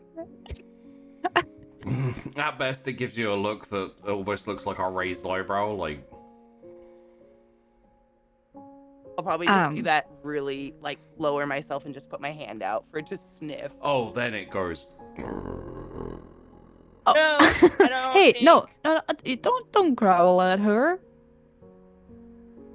It's fine. She just wanted to pet you. I mean, You don't if want that? If I saw what y'all are claiming to see come out of my mouth, I probably wouldn't either. Cecilia like lowers down and like just next to it and like pets it and holds her hand on like the head neck area and just says like to George like come closer. I'm gonna get even lower on the ground just because I'm aware of like dog body language and kind of like waddle over with my hand still out, kind of. And Cecilia keeps like petting it supportively. Jealousy rears its head. How do you even know? I don't know. Love for other dogs? No. I know. Heresy. It's a demon, bud. It's okay. Looks kind of like you. There's no The reaction. props in this show, my dude. Oh, I know, right? Just make sure to subscribe to the Patreon. Yeah. There's no reaction, positive or negative. It just kind of sits there. It doesn't come out to sniff my hand. I'll keep moving towards it until I'm so close that, I mean, it's either gonna bite me or I'm gonna turn my hand over and very gently like just touch its floppy ear like a. Yeah. You do. Feels like dog to me.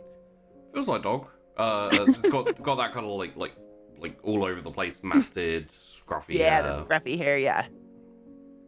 I did it. Is it mad? Good.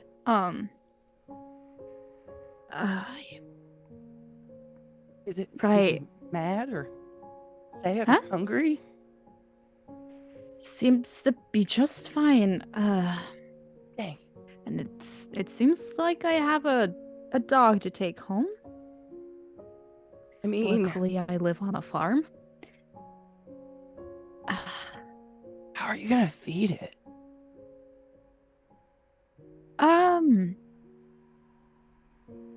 Maybe it just eats kibble, you know? Or the screaming essence of dead bodies? Or maybe that's just like a once in a time appetite, you know? I could. Yeah, Maybe I wet mean, honestly, it food. had one good meal We'll and looks like figure a it dog. You out. might be totally right. Maybe that was like a healing meal. I mean, you guys chat. I'm sure you'll have plenty to talk about.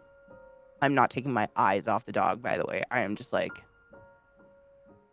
Scary. The eyes. Glowing eyes. I'm thinking I have a little PTSD from the glowing eyes that were just inside me that summoned somehow tentacles with mouths. Yeah. Yeah. So it seems like you took care of all of the zombies. I guess. I don't really feel like it was me that did it. But at least was it's done? definitely you. So wait. Ugh. I don't mean to ask details because I know it sounds gross. But like the Uh-huh. Yep. They grab the dead and then they just pop right back in. Yeah. Popped right back on in. So gross. And badass. Multiple ones at a time. What's gonna happen if any of these corpses, like, people want to move a body and they're not? We should go. I don't know. We should go. And I'm gonna like crouch down in panic, start putting everything back in your bag that I had taken out looking for gum. Like any evidence of us being here, just looking around at all the graves had been busted out of, like the burnt down hut. Like this looks like a damn catastrophe. Like a renovation of a graveyard. Maybe they're filming a new goth show here. Right. Yeah. It looks like a gang of roving grave robbers had a really good night. Yeah. Extreme graveyard makeover. Yeah. Yeah, that's right. Yeah. Pimple Yeah, graveyard. I'll start walking towards George and to also get my bag from her. And As I'll I'm like at this point putting like sticks and leaves in it, just in case there's any oh wrapper or right, something. yeah. It's I don't need to take I just want to make sure that, like, I you know, don't need to take the sticks seems- and leaves home. I have plenty of those at home. Really, it might thank have you. been like And I placed it on my bag, and I'm like, yeah, it has been a long night. Let's and like she goes to like pat you on the back as in like let's go, but then she goes and she stops short because she's like yeah. let's go. If you did that slow enough, she'd probably give you a high five. No, it was of at the the era. back, like your back. Oh, okay, just kidding. Yeah, just kidding. I was gonna say she'd be at that dork and be like, yeah, high five. And then I'd probably like, you know, spin around, look everywhere, and then spin to look at you kind of, let's go. We should go. This is like third strike for me. I can't. We should. And I'll start like speed walking out and doing that head turn to make sure you are right there. Like I wouldn't leave you. It is not that kind of walk. Make sure you're with me. But like get the hell away from the crime area that we've just maybe committed. And she as she takes like a few steps with you, she'll look back at the Grim and go like, when you start walking, it immediately starts following you okay. at heel. So then she turns around because she's gonna say like, come on buddy, let's go, but then she notices that it's already following, so she's like, okay. And yeah, she'll walk out there and offer George if George came by foot. I'm assuming it is later in the evening right now. It is Oh yeah, probably 'cause about we were there at 1, midnight. 2 a.m. Yeah. Yeah. So she will offer to drop George off at her home. I would totally accept, but I would open the front door and offer it to the shadow dog. Yeah. Jumps in. Okay, if And you I'd do probably that, like look through the car at you in the driver's seat and be like, understands cars. Shut the door and get in the back seat. all right, and I'll head out. Thank you. So drive down towards George's place first. How far away from George's place does George have you stop? Or is it just like, you know what I I mean? definitely have you stop at the beginning of the cul-de-sac. I never let anybody Yeah. drive down the road. You sure you want me to just drop you off here? Oh, yep, absolutely. And I'd be like, before the car even came to a full stop, I'd kind of be opening the door, be like, stay safe. Don't forget to feed your dog. And thank you for coming. Okay, bye. Put Okay, up and like bye. start speed walking down the road. Yeah. And it's like probably as I walk, like if I notice Cecilia, like I'm assuming she's the type that would probably wait to see me like turn into my driveway or something like that, like walk into my driveway, get to the door. And I'd turn to make sure she's cool, peace sign, and walk inside, but I'd be so like shaken up and I'd be looking around me, like, you know, the eye darting, like, Yeah. is anything in my house? Is anything around me like tentacles with faces, with mouths? Mm. I had an idea for a thing. Okay. That instead of going home when I took my car from the bar, George's place is right nearby. We used to be friends. It is. True, and you probably know my mom's never there. I mean, yeah. But I'm not gonna go into your house. I'm just gonna remain parked outside. Do you not go up and knock in case George is there? No, because I know George has gone to the graveyard, right? Right, Like- but you don't know when she's back. No, I'm not gonna. Well, Ah. because there is a scene that would happen if you did go up and knock on the door. Okay, sure. Yeah, let's go knock on the door. Why not? Oh. Like before, like flashback to before George Yes. gets there. We don't need to flashback. What happens is, George, you get your key out, turn the key in the lock, walk into the house, and as you do, there's like you can see like a kind of flashy emanation of like light coming from the other room to your left, which is the A TV. sitting room. It's a TV, and you hear that canned laughter of like Yeah. from that room. And just as a sidebar, as you walk in, Cecilia, the little mutt's head like turns to you, and you hear danger. As yeah, we keep following. As I go in my house? No, so as you walk in that house and Cecilia's like watching you walk in before she drives off, the dog turns to her and says danger. Okay. As you walk in the house, Wow, being prejudged by my dog I've never met. Damn, my Rude. dog is judging all of you. you hear, George? Are you home? And I was probably like next to the front door, very like that silent put your bag down movement. Yeah. Because I probably Taking it- assumed it was my you're mom and her boyfriend or something, you know. Yeah. Fucking taking your shoes off like really Yeah, quiet. like that. Don't hit the creaky board movement. Yeah. And at that, I just drop my bag. Stop. You have a friend here to see you. I'd probably like, you know, in my mind, come to the conclusion it's Joel and be like, Joel get lost again, and just kind of like casually, stroll in, throwing my hair in a bun or whatever. And you see like on the sofa is Tori and Alyssa. I've been sitting watching TV with your little sister for the last like 2 hours or something. Probably do that stop motion like. Hey George, how'd the thing go?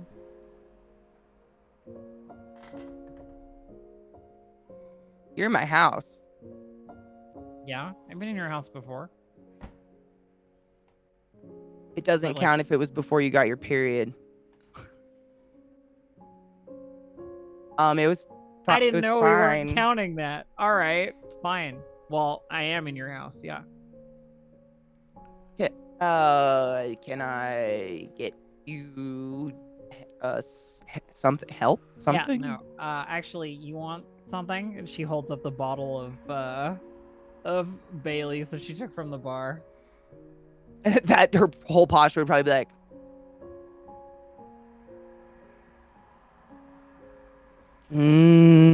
If only. There's nothing in the fridge. I finished the spaghetti. Good. Are you're good though? You got enough? I ate. Because I can get a pizza or something if you cool? Yeah, no, it's fine. Mom said she was working late, so I think she went to I think she said she was gonna go stay over at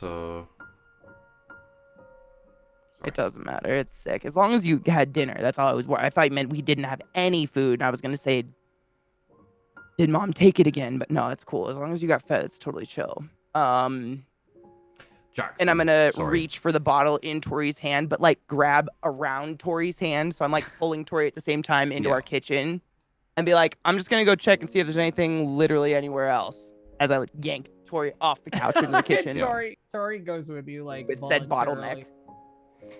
And then I'd probably like, I was gonna say, as a quick sidebar, I assume Cecilia drives home.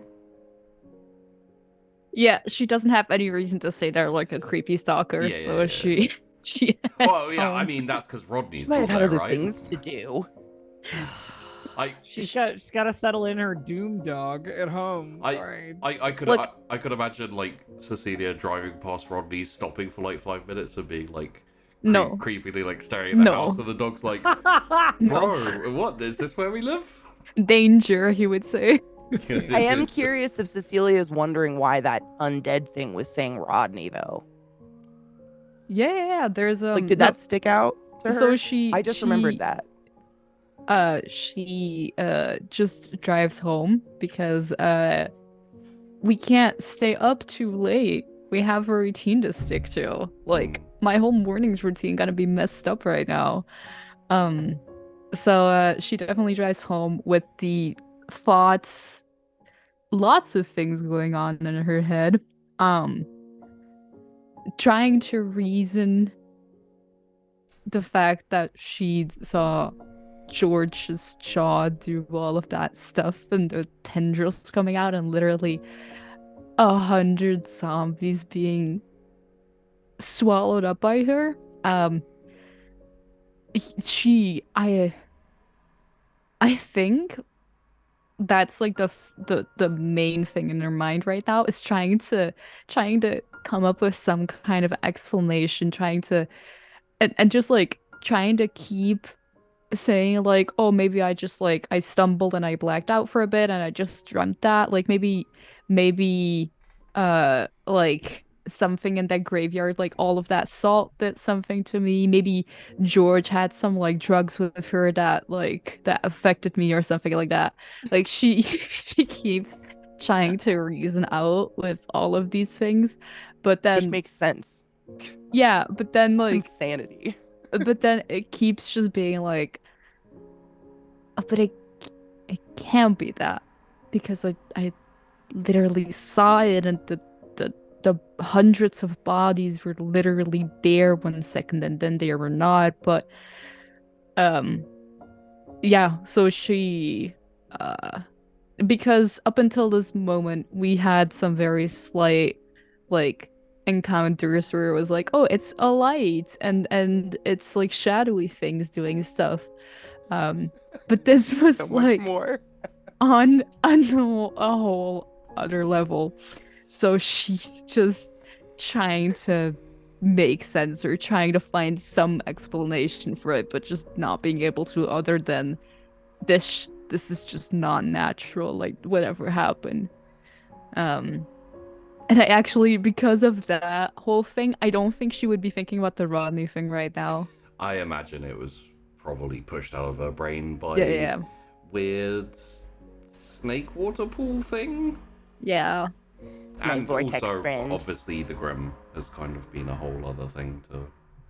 Just Oh, a I know, you dog have a pet now. Just a dog sitting there staring at you from the car seat, like, oh right, yeah, this is real. Yeah, the moment she, I think up until the point where she arrives at her home, she would be thinking about the whole George thing, but then when she's home, she would look at her side and then remember that there's a dog with her in the car right now Yeah. and be like, right, I'm gonna have to come up with an explanation for you tomorrow. I mean, also, do Grims like eat dog food, or is it gonna be like a weird "my dog isn't eating" thing with your we're parents? gonna or like test what, it. You know? It's like I'm gonna give it kibble. I think this is where the concept of soul food comes from. Oh my god. So yeah, but she'll try to enter her home, go to her room as quietly as possible. The lights are off and Oof. everyone's asleep, so you Okay. you get in all right. The dog, I mean, it's still the Grim, but it looks like a dog, so the dog is essentially quiet, stays like essentially on your heels pretty much the whole time. You go upstairs and then, you know. Yeah. I will say that when you go into your room and you know, kind of like, I'm assuming you pretty much go straight to bed. Yeah. When you do, I apologize for this, but it is something that happens. No, you don't. You're lying, you get in bed, you lie down, the lights are out and everything, and then there's just a moment when you like look over at the dog, and all you see is just those two lamp light eyes. Another fun creature that doesn't sleep.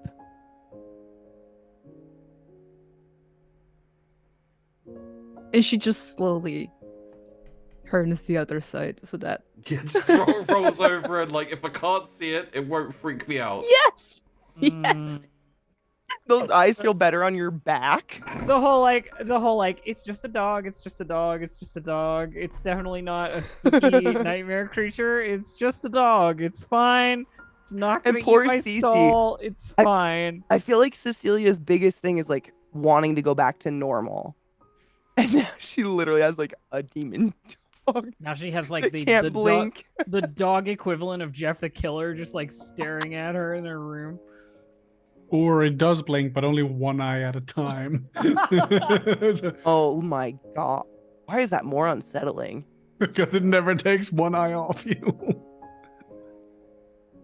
No, so instead of all of that, she just looks at it, Poor Cece. stares, and then just like slowly turns her back the other rolls way. over. Gotta pull your blanket up over your head. You'll be okay. Remember to switch your Grim to night mode half an hour before bed. Do not disturb. Yeah. No, that's a good point. At least it's not like smiling or anything, you know, it doesn't have like a Cheshire cat grin or something going on. Could you imagine? And it's not chatty. Not so much. Imagine if it just didn't. Like, hungry all day. Coming from experience, George, like, well, at least your one doesn't like chat nonsense for hours. Puka's like, hey, what up? Puka's like, hey, what up? You come to talk about me about milk toast and shit? I got all the info for you. And it is 100% accurate and... By the way, here's a jar of piss. Will you port places for me? Thank you so much. Puka. Implication being he took a jar from somewhere in your house and pissed in it under your bed. A lot. Yeah, like a whole jar. He's not that big. Like he's. Oh my god. Flash forward to like you guys going on a picnic and like the Grim is chasing the puka up a tree and it's like We're all sitting there, but my jaw's on the ground. Yeah, but I'm like in a nice like Alice in Wonderland ear dress, You're and like- the tentacles are sipping tea. Let me take this Tori little just cheese has a throne sandwich. of people that are under her control doing whatever she says. She's just like leant back on people who've like fused together into a throne. So I love the idea of Tor becoming like Xerxes. Yeah. I imagine Tori directing each one of the snake heads. No bites. No biting. Go back to their tea sandwiches. Stop it. Might have to draw that. That's a fantastic idea. That Do not mental image. argue. Do not argue with your snake siblings. So we'll Cecilia trying to take one of the things, like one of the forks, and then accidentally bending it and like punching it to the ground. Like, oh, I'm so sorry. No. Sorry, Sheepy, go ahead. we will fade on that extremely creepy attempt to sleep Probably better. and I like it. and rejoin Tori and George Yeah, so as George- they being dragged into the kitchen. I will also say that at that point, Alyssa like calls out, I should probably go to bed. Brush your teeth. Uh-huh. Brush your hair. Uh-huh. What if I come smell your mouth? I'll brush my teeth. Okay. Okay. Love you. Bye. Oh, Love you, night. that's real. And Cece's dog is at the door suddenly. God. And it's two of them. It can mitosis. Oh no. But yes, you hear like a door like close as you hear like kind of like poof poof poof poof poof of feet, and then a door like open, a door close, and Yeah. Alyssa's essentially off for the night because she's very aware that she should not have stayed up this late, but So- she has. So, wrist still grabbed by George. Tori like waggles the Baileys that's in her hand. You know what I mean? And it's clear it's already open, and it's clear she's a little bit drunk. Yeah, I'd probably Like- smell it. Yeah, I absolutely. imagine because my sniffer works real well, but nothing else. Well, I guess I work. Maybe everything works really well, and that's why I can't get drunk. I don't know. Oh yeah, maybe. I don't know. But yeah, I'd probably like I'd slam it on the counter with your hand still on and be like, allegedly, that will do nothing to me. Oh, that sucks. Uh-huh. Do you like drugs? I have a few Ziploc bags upstairs that, you know, of candy, and I'm going sugar-free, you know what I mean? Well, it doesn't. It smells nice, though, and toxic. I mean, I imagine I probably just smell 'cause- like every I mean, component of like, it. just because it doesn't work doesn't mean you can't drink it, right? I mean, it's right here. Dude, it smells like cleaning chemicals. Oh my god, it smells like literal poison. This is terrible. Tori's looking at your suffering, and there's a little bit of like, you know, like there's clear enjoyment. Yeah. In like the lizard part of her brain, that's like, Yeah, haha, George is suffering. yeah. So The burnout can feel nothing. what you smell is cream, dairy cream, sugar, alcohol, a few chemicals, like kind of chemically. You're not sure exactly what they are, but Yeah, not food. milk. Almost like chocolate. Kind of chocolate, but like the more bitter kind of chocolate than Yeah, and whiskey. and I can break that entirety down. Yeah, like down into In its your individual smells, yeah. components. Yeah. I'd probably like I don't think I've ever been around anything like that that I've paid attention to break down like that smelling wise. Like I've mostly just been like, in a chaotic situation, like that smells familiar to Mr. Knight or whatever. And so I feel like my your dog brain takes over, and I'd be like, and then suddenly just be up in your face, like just like huffing your breath because I'm getting this, like all the information, every breath. Tori gives you the like, what the fuck, like weird skis look. You know what I mean? Like, can I ask, where's the bottle at this moment? On the counter. I thought it was in Tori's hand, right? And you had grabbed her. Oh, sure. I put your hand with it on the counter. If you kept it in your hand, it's on you. Go. Yeah. Okay, yeah. Is it open? Yeah, it's open.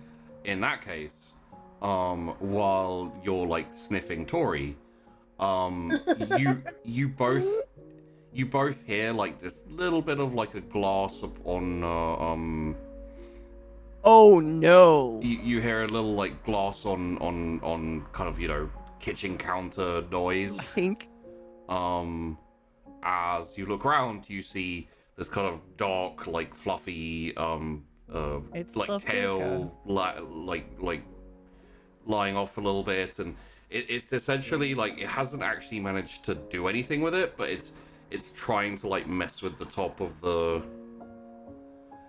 top of the bottle kind of thing. Yeah. I'd probably like, Tori'd make the face of like, why are you a centimeter from my nose huffing me? Well, and the other thing is, like, you can definitely smell like her shampoo, the like perfume that she wears, like everything, like the breakdown of like the smell that is Tori. You know what I mean? I'd take it back then. I'd probably fall back in like overwhelmed because I've never like tried, to get to break down the ingredients of an alcohol or whatever on someone's breath.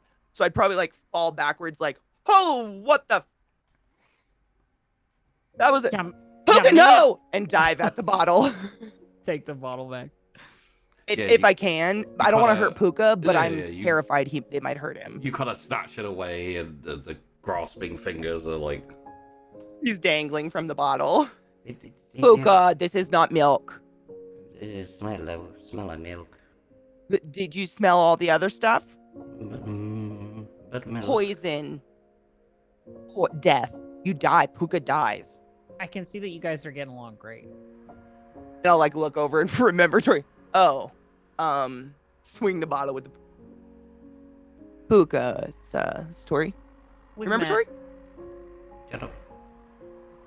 Yeah, that's friend. That's not no for you. Peeing. Wait for the whole milk and bread portion of the payment, maybe, Puka. I gotta talk to George for a sec. For real, Puka. This shit's gotten. It's like it's danger milk. Danger milk. What is danger? Yeah, can Milka can Puka drink anything but milk? Yes. It's got alcohol in it. It'll make you drunk. I wonder what a drunk Puka would look like. As long as it's not dead. Now Tori goes like, drink Puka. I think she'd be mentioned like the nicer food you give to Puka, the better he'll do with like housework and stuff. So I imagine it's not limited to how nice bread and milk is. Like, you've got ciabatta, which is nice and fresh, and whole milk. It's the best you can do. Or can you be like, hey, guess what? I got you steak and fucking mashed potatoes and. No, you're right. Okay, I'm gonna look over at Tori and notice that she's irritated because she wants to get her way. And I'm gonna walk over to like the quintessential junk drawer that everyone has in the kitchen, rummage and try to find a thimble. And I'm gonna literally like in a thimble and set it on the counter and then give the bottle to Tori because I know it's safe there. And be like, you look at me, Pook, you die and it's not on me. I don't want you to. Oh, it's gone. Drink it. Yep, drink the whole thing. Puka. Look at me, you good? Yes, I'm good. Okay, I'm gonna talk to Tori for a bit. You wanna go where? I don't know. Wanna hang out in my bedroom for a bit while we talk? Okay. Are you sure you're okay? Yes. There was someone here, and so I came. Also, there was milk. Okay, but we went over that. It's not just you know what? That's fine. If you just want to, yeah, I'll come check on you in a bit. Okay. Okay. And it down. like jumps down and then Yeah, you really Monkeys off. You really got away with him, you know? Like just really like in sync, I can see. Completely. The great communication between us. He So, cleans. How'd the thing go? You know, graveyard. Oh wow, I kind of like forgot about that for a minute over the.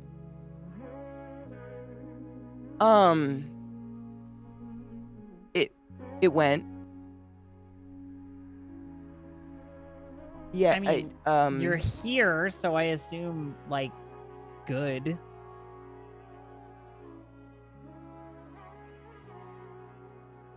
If you'd been gone for like another 2 hours, I might have come looking for you. I don't really know. So, do you have like a little chef inside of you talk to in stressful situations? No. Like in your mind? Do you? She says, like, are you crazy? I mean, sometimes, but that's like neither here nor there. So I don't know. We all like are weird and like whatever. You can like sea breeze and shit.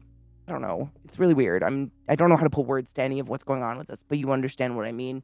And tonight, I according to Cecilia, I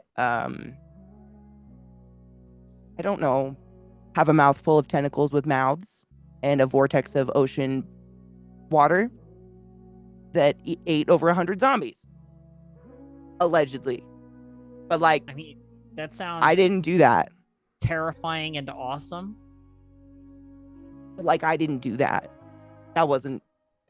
Like, you don't remember doing it? No. I went into my space with my chef, Jeff, in my head, and we had a conversation, and then I came to, and Cece was like, please don't open your mouth around me, and now she has a shadow dog. But the graveyard's taken care of, I guess. Look, I'm going to skip over the shadow dog because I got questions, but I'm sure I can ask Cecilia. It was a wild night. I don't really know how to answer any of it, to be honest, but we did what Ashford asked for, I guess. We committed a crime, a very serious crime. Yeah, I'm not sure what I would call what I did this evening, crime-wise. But, Wait, why are you here? Why are you here? I was on this side of town, and I really didn't think about... Well, I was worried about you guys in the graveyard, and... Thanks. I just sort of... I was in the neighborhood. Yeah, but you said what you did. Yeah, and I'm going to look at the door that heads out to like my living room where where maybe the doors to the other rooms are, whatever, towards where Alyssa is. And kind of like Tori, a panic moment, what have you done? Tori like puts her hands up like, whoa, I would never, like, not Dude, that. for real. I will tentacle your ass. I don't know how. Did you leave that little girl alone? I mean, yeah. Please. Of course. I mean, so there's no one else. That whole tentacle thing. I wonder if maybe I could make it happen again. Oh, like please don't. I don't. She'll like start backing up again. Like, please no. That again, the way Cecilia described it, it does not sound pleasant. She like backs up. She backs up on it again. You know. And she says, yeah. So me tonight, I went to that bar near the church where those drunk people were coming from that evening. I mean it every evening. Yeah. Yeah. I went there. I told you I was gonna practice, right? And yeah. I cleared out the bar. Like, I just told everybody to go home, and they all just went home. Wait, you walked into a bar as a teenage girl. Correct. And you told all of the people at the bar to just go home. Yeah, and then they did. All at once. How do you know? How do I know they went home? They all left the bar. I How was many people? alone. I don't know, like 12? Holy shit. Even the bartender, I didn't mean to send the bartender home. I was gonna like ask him some stuff, but that explains the bottle. yeah. Good call. Huh. Have you figured out how long this lasts? Like, will they ever leave home? Well, no, because I told them to go there, not stay there, right? Like once they've gone there, then they've fulfilled the like order. Are you right? Your life is complicated. Do you ever like accidentally just? Nope. Let's not even. Nope. Yeah, I have accidentally a couple of times, but it can be overwritten. So if I tell you to do something and then I tell you to do something that contradicts that thing, then the newest one seems to be the one that people. Oh, you can like neutralize yourself? Kind of, I think. Dang. So you could like can't fuck up. Unless maybe you told someone to do something and they went and did it before you could cancel it again. That would be terrible. I mean, or something unintended happens, obviously. I'd be terrified to speak if I were you. I have a really bad habit of not thinking before things come out of my mouth. I would just like, oh my god, the world would end. But so I was thinking, George. Sorry, what? We already tried this once. What? You and I, we did this. My power works on you. I got you to stand on a desk. Do you remember? Like, yeah, but the crazy part is, I wonder if I didn't remember like a good chunk of time between getting on. I just woke up on the desk. I woke up on the desk. You see what I'm saying? I don't know if you do that every time to everybody when they, I mean, like do what you say, but like people do tend to like zone out. Huh. I wonder if it's... Can you feel like you're taking control of their stuff? Like they're... Like, does it continue? Like if you've already given someone a command and you've already tickled their brain in some way with your stuff, like can you reach out and do that without having to be in their presence again? Is it like a forever thing? No, it like... they have to hear me. I think. Can you do it on the phone? I don't know. I haven't tried that. Crazy. So Cece can talk to animals, I think. Okay. I invited her to the graveyard with me tonight because I was kind of hoping that maybe she would like open up a little. And, Doesn't sound like there's a whole lot of chance for that, given the whole zombie situation. Yeah, I might have shot my chance with that one. I mean, did I? Or was it the Hydra in my tum-tum? I don't know.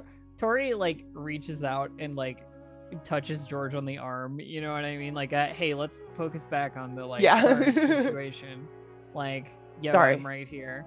Nope, sorry. Yep. But Tori's also clearly like a little bit out of it because she's been drinking for the last 2 hours, sitting on a couch, and she says, "Look, I came over because like you said I was in danger, maybe, right? And I just want to make sure that like we're good, like we are good." I know that's like a stupid thing to ask, given. I mean, why wouldn't? I can think of like 100 reasons we wouldn't, George. I mean, other than the fact that you abandoned us for Team Bertrand, I mean, that seems to be more your disadvantages than ours. I'm more concerned that you're just gonna like die now, but I don't know. I'm cool. Man, I have like a bunch of... Did you hear I got other shit to worry about. What if I accidentally jaw drop at my little sister? I don't know when, like, I wasn't there for that either. You know what I'm saying? It was very similar to getting on the desk. I just wake up and allegedly ate an army of the undead. I don't know, man. I need an on and off switch. You know what I'm saying? I mean, I can help you with that. With an on and off switch. Don't make it come out, please. Don't make it come out, please. I'm just saying, like, I could tell you not to for however long until you want to. I think I kind of have to want to. Do you have... I have a little Jeff in my head. I don't know what that means. It's like a man I can talk to when I'm having problems. And then... And this is the trigger for your... I don't know. I think I get really stressed out, and then Chef Jeff's like... I remember... glowing eyes? Should probably, like, freeze, having a weird visceral flashback of those fucking, like... You know, bigger than an eyeball as big as a whale, I'm guessing. I don't know. Huge fucking eyes. Huge glow. What color are they? Do they glow a color? Is it just like glow? Yeah, pretty dark green. Sick. She'll probably kind of do that zone out like over Tori's shoulder. Dark. What has eyes as big as a boat? I would say nothing, except that we've learned a whole lot of things exist that we didn't know existed. So, some kind of horrible monster, with like Godzilla style. That's inside me, maybe. I just remember 2 huge glowing eyes, and then woke up, and Cece was all, "Don't open your mouth," and the dog growled. Shit. I should talk to Ashford. Are you allowed to talk to Ashford anymore? Or is that like a cross contamination? I don't think there's a matter of allowed to. I mean, he's a teacher in our fucking school. Like, right? No, totes. I wasn't sure if he'd like hold a grudge. You know, he's off doing shit. Oh my god, he took Will alone tonight. Yeah, but he's with him, so I think it'll be okay, right? Yeah. Ashford seems like a totally quality dude. Will. Look, quality or not. Not okay, man. Not okay. At least he's powerful, right? No, you're right. Anyway. Nah, dude, alright. Try your mind fuck around me. I don't know how to stand for my... So she'll probably be like, sacrifice stance. In what way? What do you want me to I don't want this thing to happen on accident. Okay. Do we need a name for it? I don't know what it... Jeff didn't give me a lot. Just... eyes. What do I say here?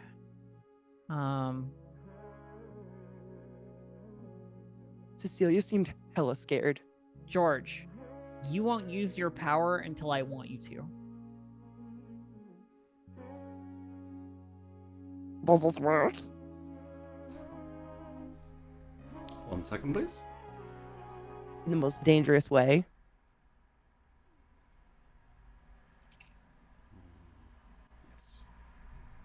I know. Imagine my sister standing outside the kitchen like,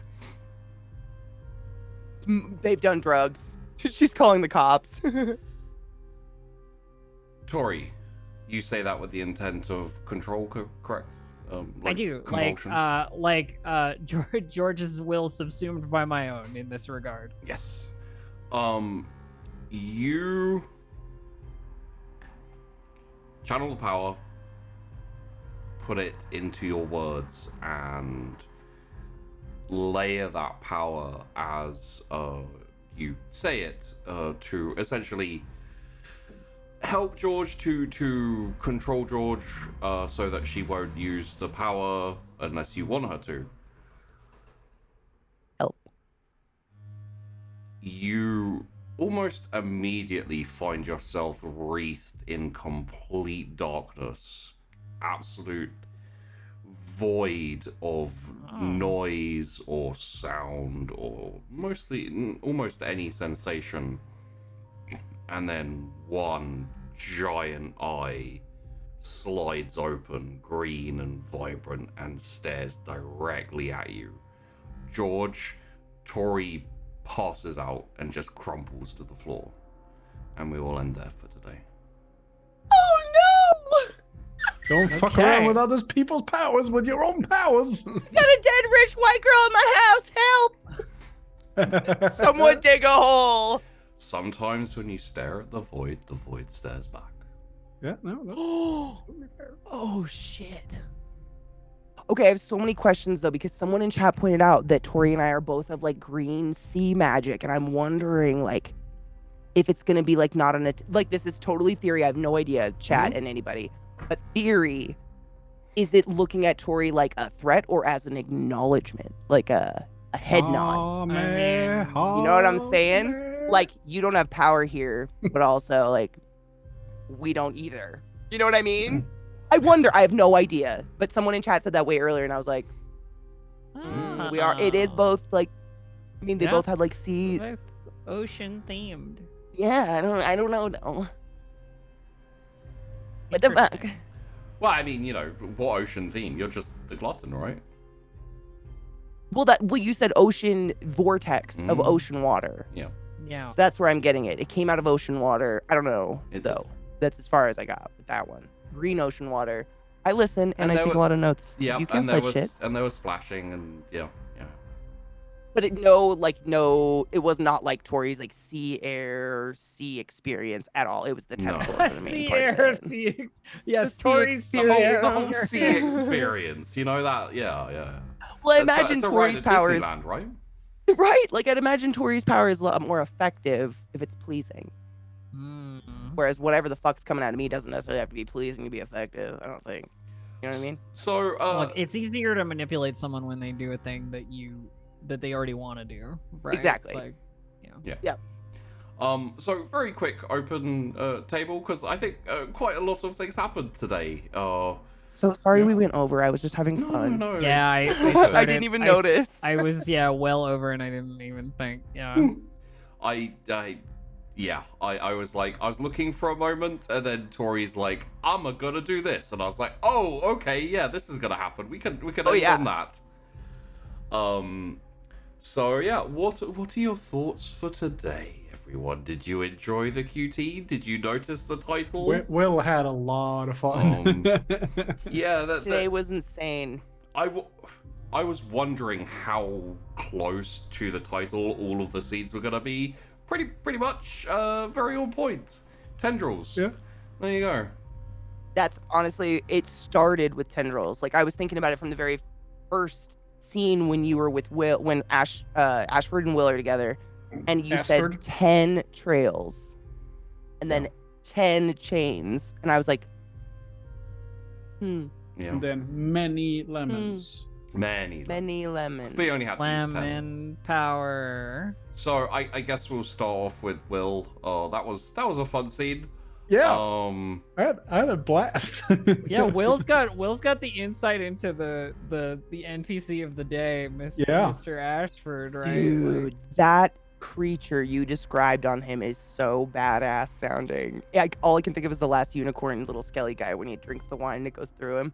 All I had to think about was like, yikes, someone has a worse stuff than us. I know. Yeah, so Will is definitely gonna see if he can find some information on the burden as an entity. It's one of those things which you can probably guess even as Will or your characters. You guys all have things that are like not regular myths and things like that. Yeah. So the burden is probably similar. Yeah. Which feel free to theorize about what the hell that is. Yeah. It's an interesting one, isn't it? I was thinking. I I was love it. thinking like The image. Hellboy when he's got the dead Russian skeleton on his shoulder. With the Yeah, I kind of had the same, but you said his head was on top of his head and kind of like Yeah. moved around like a little creepy, like yeah.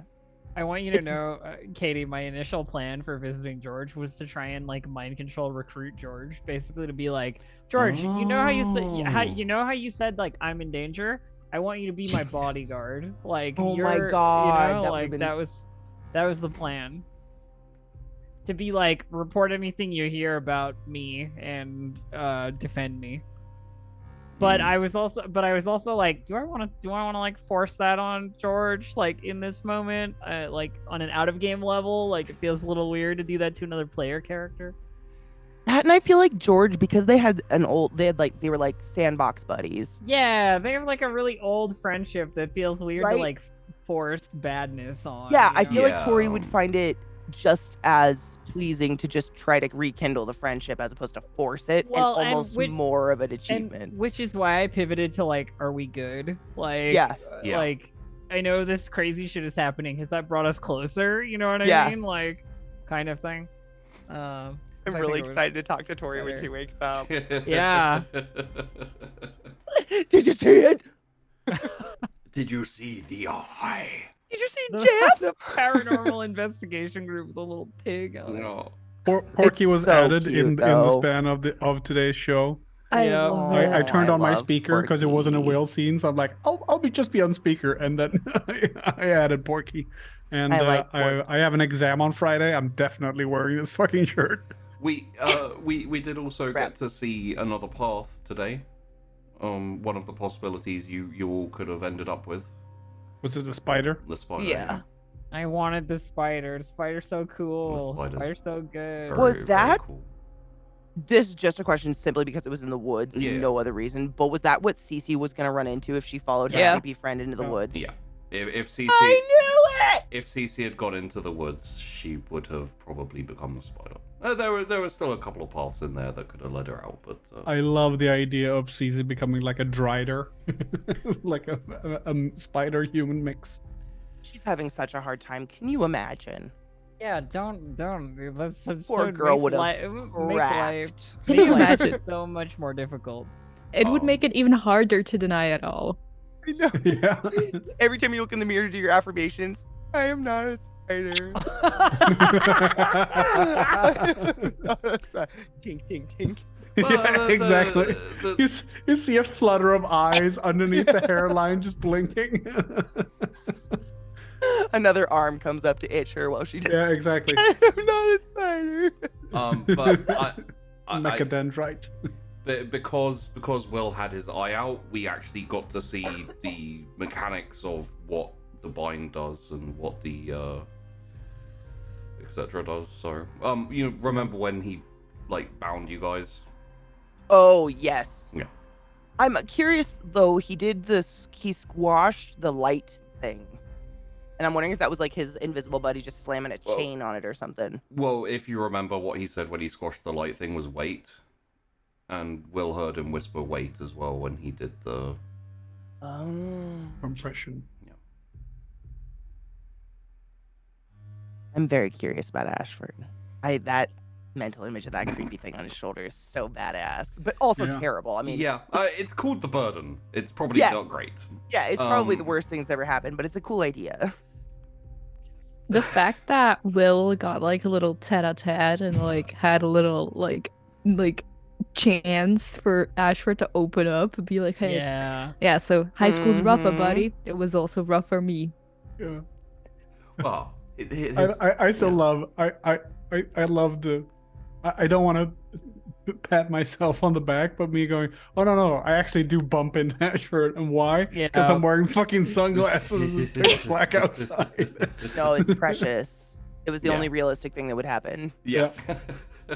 It's some fucking idol worship shit. Yeah, Just like, you oh, could he not has be got cool. sunglasses. I'll wear the sunglasses too. Uh-huh. then of course we had the graveyard. Well, we had Tori come controlling everyone, and that was creepy. That was Scary as well. But awesome. Yeah. I like the the same idea of time. Tori I th- having been at the graveyard, going to all the zombies, going, "Go on, fuck off." The best. I imagine if it was a movie, like that's the moment a really cool song would kick in, was like right after the silent point where everyone just stares for a minute and then they all turn to walk.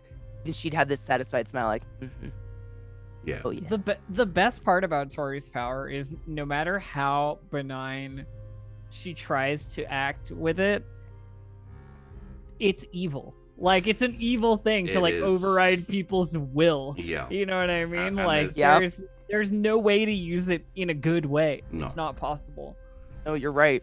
Which is even more scary when she manages to do these things and there appears to be no limitation. Like you don't get tired. Just It's like not like- straight up flexing and feeling nothing other than like the pride of ability. The right? only I wonder if she's gonna try it on Bertrand again. Yeah, I was gonna I say mean, the only the plan is to get strong enough to be like, fuck off, Ashford. Yeah. Like The only limitations you've run into so far are Ashford, Bertrand, and now George to a degree. yeah. You can probably figure out why exactly that happened, though. I mean, sure. But we'll see. Yeah. I don't try to Um, guess anything. I'm always wrong. Well, you do. You had a theory just a second ago. Yeah, like guessing stuff is fun. Is that is theory a guess? Oh, okay, sure. I mean, yeah. I would Then say yes, so. I have a theory. It's a demon. Yes, and then we had the graveyard with Cecilia and George and the Grim. You gonna name him CC? I wasn't gonna start about it, but yeah, probably. You have to. I don't want to call him it anymore. It feels I wrong. already have a name, but it needs to- Don't tell us. Don't tell us. No spoilers. yeah, no, I'm not gonna. Yes. Yeah. Is The it best way. is it Grimbly? No, Grimbly's terrible. It's not as bad as Milka. You know what? Milk is pretty bad. We only go up from here. Milka's the best. Shut Milka. up. Milka is the best. The name, however. Trying to steal the Baileys. What a champ. His little, I just imagine him like not even mischievous, just total blank face, just like. Okay. But there was Milka. Is it so funny that I have this alternate reality like idea of George and Tori hanging out in her room just like smoking and drinking Baileys? Yeah, Like, yeah. Absolutely. it's so I'd be giving you counter- all my drugs. It's so counter to Tori's like vibe, you know what I mean? That it's Dude. great. You know what's funny is right up until you guys went in and like started talking about the Baileys, when I had you pick up the drink, I wasn't thinking, oh shit, that has milk in it. But the second you're in the kitchen, I was like, it has milk Oh, in shit. it. So Perfect. so milk is 100% gonna turn up and try and get some. Like you didn't even know I was gonna go to George's place. No, I no, just kind of no. I just kind of decided to do that. Yeah. So. So it just Sometimes the fates align and it's beautiful. Yeah. Cecilia, I hope you're happy with your new companion, who is possibly the creepiest thing to sleep nearby.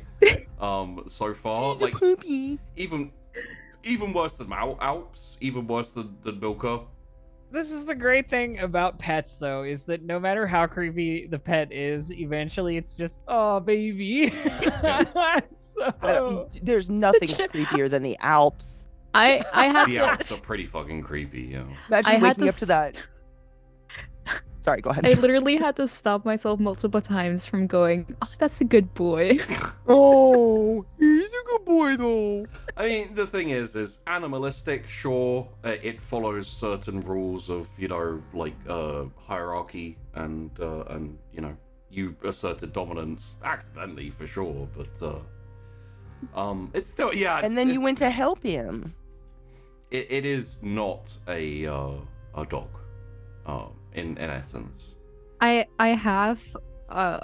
was expecting it to go, like, I went up to it and be like, oh, are you okay, and checking, and then, like, first it said, like, master, but then as I started going, like, hey, buddy, and stuff, and again I'd go, like, hey, weak. buddy. Hey, buddy. Yeah, essentially your original approach to it was not sufficient for it to, respect you. So it was like, weakness, I will assert dominance. And then you were like, Dude. But yes, let's call. I think that's pretty much the main points of everything. I don't think we missed anything else. Aside Seems from reasonable. aside from George's snake tentacle. Everyone has a beautiful inner Hydra. Did you notice that the way you got to the void and to the eyes was Chef Jeff was like, I'll step aside for a second. Uh-huh. And I was like, oh, okay. Uh-huh. I have notes. Yes. So let us run some outros, and we will start with the drunkest of all the teens, which is Tori and also Elf. Not saying that you're a drunk team Elf. However, I mean, Your character was. That was neither here nor there. It was a long time ago that I was a teen anyway. Yeah. But Oh yeah, same. anyway, I'm Distracted Elf. You can find me on Twitter at Distracted Elf or Twitch at Distracted Elf. Same deal. I am playing a lot of Path of Exile at the moment, still. And it was a good session today. I had fun. I'm gonna hand it off to Syrinx. Oh, well, thanks. It was a very good session to see you do all of the very creepy mind manipulation stuff. Of just making, of one person in group making an entire room just leave and do something, and then another person just consuming an entire other group of people. Yeah. Very, very interesting. This was the episode of AoE power. I know. Yeah. And then you have the other two, and one just has a really good eye, and one apparently can just like smack really hard. So there we go. A really good eye. Hey, I'm Syrinx. I've been playing Cecilia. You can find me on Twitter and Instagram as such. And I will pass it on to LCT. Oh, hello. I'm LZT. Check out the Patreon. You can find me on Twitter, Instagram, and Twitch at LimaZuluTango. I'm not doing much at the moment because I'm in school. So I usually stream when I have time, which is not a lot these days. I also make silly t-shirts now. That he does. Yeah. Great session. I had a lot of fun. Thanks to all my co-hosts and to Sheepy. And pass it on to Classic Katie. Hey everybody, my name is Classic Katie. It was a pleasure for me to vomit a monster for you today. I don't know what it is. Or maybe I do. And just you don't. Nobody knows. Sub to the Patreon. Dun dun dun. It was really good timing. I know. You can catch me at twitch.tv/ClassicKatie. I do whatever the fuck I want, whenever the fuck I want to. Cheapy. Hey guys, Puka. Thank you for watching today. It's been good. No one gave me any milk or bread though, so I'll probably be on your house soon. It was not this week. Puka, don't be selfish. Half Charles. Anyway. I wonder what the Puka would do for you if you fed it like decent food every day. I think it would die. I think the issue of your house doesn't have an upper floor would be gone by now. I think that would have been solved because the Puka would have fucking built you an extension. Incredible. How much the Puka could pee if it got drunk. Anyway, check out the Patreon, check out the Twitter, check out the Discord, check out the YouTube if you want to go see more shows and things like that, if you haven't already. And yeah, we're going to head off. We will see you, let me look at the dates, next week for the next episode. We do have an episode where someone will be missing coming up, but do not fear, we have a guest. So we're going to have an episode with a guest in a week or two. So look forward to that. Well, not a week. It will be 2. Yeah. Right? So, thanks for watching, everyone. Hope you enjoyed, and we will see you next week. Goodbye. Ow.